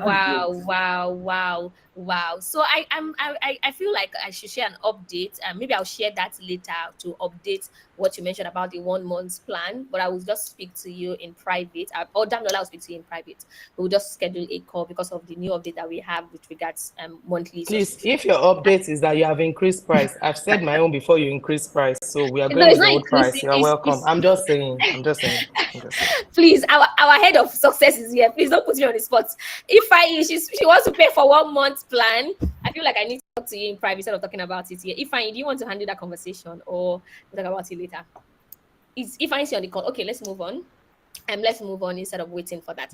Okay, so guys, in the chat box, just say a very big thank you to Tayo, thank you to Samaila, thank you also to Peter, every one of you. Like, we're so grateful, we're so thankful. Don't worry, we're definitely going to see each and every one of you in camera. We have like, I know that Kimberly already just went out with we have a package for you and we'll be reaching out to you later. So thank you so much again, guys. We're so excited to have each and every one of you. So guys, just say thank you also so that we can go on to the next item. Thank you for coming. We appreciate you. We're grateful that you came out to share your wealth of knowledge and also support small businesses. On behalf of Bumper, I say very big thank you again. Thank you so much. Thank you. Okay, so we'll just move on to the next item on our press for time. So we're not going to take any more of our time. Quickly, what I wanted us to just talk about is general announcements, and if there are some other few things that we would like to talk about. And the first general announcement is one of the things we want to start doing differently moving forward with our events is announcing the date of the next event. So because you already know that BBGW is a yearly event, so that you can mark your calendar, you can add this. We can also add you to our calendar. So all of you that registered this year, BBGW for 2025, the dates are already live, and that will be January 30th and 31st, 2025. So mark your calendar, mark the dates so that you can prepare and get excited, also counting down for BBGW 2025. Dami, are there any other general announcement for community, general announcement, so that we can take our pictures, call it a wrap, and take it up from there? Damilola. No, okay, nothing much, Sarah. Just that we're having another annual event, BWC, very, very, very soon. So if you came for BBGW, trust me, BWC is going to blow your mind. So ensure you're part of this. And one way to keep up with us and find out everything we are doing is to follow us on our social media handles at Get Bumper. So you want to follow us at Get Bumper. You also want to, okay, when is it discount code expiring? It's expiring soon. I will not put the date. So soon, take advantage as fast as you can before we take it away. Yes, and you can also join our community. My colleagues are going to be sharing it again, the link. If you want to, I would also be sharing the discount code in the community. So join the community and be a part of Bump in Your Family. Thank you so much, Sarah. Thank That's you all. very. So, want to take our group picture? How about us that have how do we benefit from discount code? So we have our team from support and success. So just drop your email. Nena, Favor, Felicity, Hope will definitely contact you right away. Don't worry, even if you already have an active subscription and you want to take advantage of the 20% discount, drop your email address and we would definitely contact you. So Adenuga Moyesola, please, Nena will take up your details. Just drop, if you're already an active subscriber, drop your email and Nena and Favor will definitely. So guys, please, let's turn on our camera. Let's take a picture for BBGW 2024, which is already coming to an end. And like Alero has mentioned, we are launching Bumper Growth next week, and the features on Bumper Growth next week. Join our community. For those of us who are not yet on board as paying customers, support and success are ready to support your businesses at every step of the way. Make sure that you're subscribing, and also join our social media. Just follow us on social media at Get Bumper. Take a screenshot of this conversation, whatever it is that resonated with you, that stuck with you. Please use the hashtag BBGW24. Follow us on social media at Get Bumper. Post us on your story. And the last question I said about when Kimberly Tayo spoke about asking for help, we're also asking for help. One of our goals, they said shoot your shot. One of our goals this year at Bumper is making sure that for every, you know how some people will say for every 5 years you see a particular church, but this time around we want that for every 5 businesses, at least one person, 2 people among those 5 businesses will be using Bumper, and that's the way we're going to be spreading the Bumper word. So guys, please keep talking about Bumper, keep telling people to download, keep telling people to use it. If you want to also be a Bumper partner, you can shoot Damilola if you have communities that you are a part of and you feel like we should come and have a conversation about Bumper, come to onboard them. Whatever communities you're currently a part of, please send an email to sarah@getbumper.com, and we will definitely want to be a part of all those amazing communities that you guys are a part of. So on behalf of everyone at Bumper, I would like to give a quick shout out to my team members. Damilola, thank you. Alero, thank you. Ifeanyi, thank you. Favor, thank you.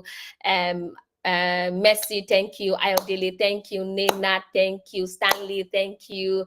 Lade, thank you. Kome, thank you. Sunny, thank you. Timmy, thank you. Precious Gift, thank you. Shout out to every Ola Oluwane, thank you so much. The engineering guys, you guys are awesome. Thank you to Gideon, MVP, Petra, thank you so much. The management at Bumper, to each and every one of you, was so grateful. On behalf of my team, I say a very big thank you as we close out for BBGW 2024. So a quick picture, turn on your video, turn on your camera so that we can take a screenshot, and a big shout out also to Alero and Ayodele. Thank you so much. Thank you for everything. So we're taking a picture quickly so that you can have a timestamp of this. So Felicity, Hope, everybody is success and support. Thank you so much. I know that I might forget some people, but don't worry, we're very grateful for all the support that you showed us for BBGW 24. So yeah, we're taking the pictures right now. Just say cheese, turn on your video, turn on your picture so that your picture will not just be showing an emoji, to show your actual face. So yeah, we're taking the first picture. Damla, you can also take picture too. Ayo, you can also take pictures too for us. So thank you so much again. And Naomi Bison, I like your face. How you turned on your camera, you're shining. Thank you so much, everyone who's taking a picture. We keep taking more. So guys, as we count down, have a beautiful 2024, and we hope that everything that you're learning here, you're implementing, not just writing, but implementing, because the goal is we want to go back to our numbers and see that everything that you learned, you actually executed everything and you're achieving success. So when you're out there, you're singing the Bumper praise every time. So have a fantastic 2024 and have a great day. Bye. I'm supposed to drop maybe the singing. BBGW. Thank you guys. We love you so much. Bye. You can turn on your video, turn on your camera, turn on your sound, express yourself, scream. Thank you very much. That's great. That's great. Thank you. Thank you. Thank you. Thank you. Thank you. Thank you. Yes. Thank you so much, guys. We love you so much. Thank you, Bumpa. Bumpa way. Bye. Thank you. Keep spreading the Bumpa word, though. Keep spreading the Bumpa news. Keep spreading the Bumpa news. Bye.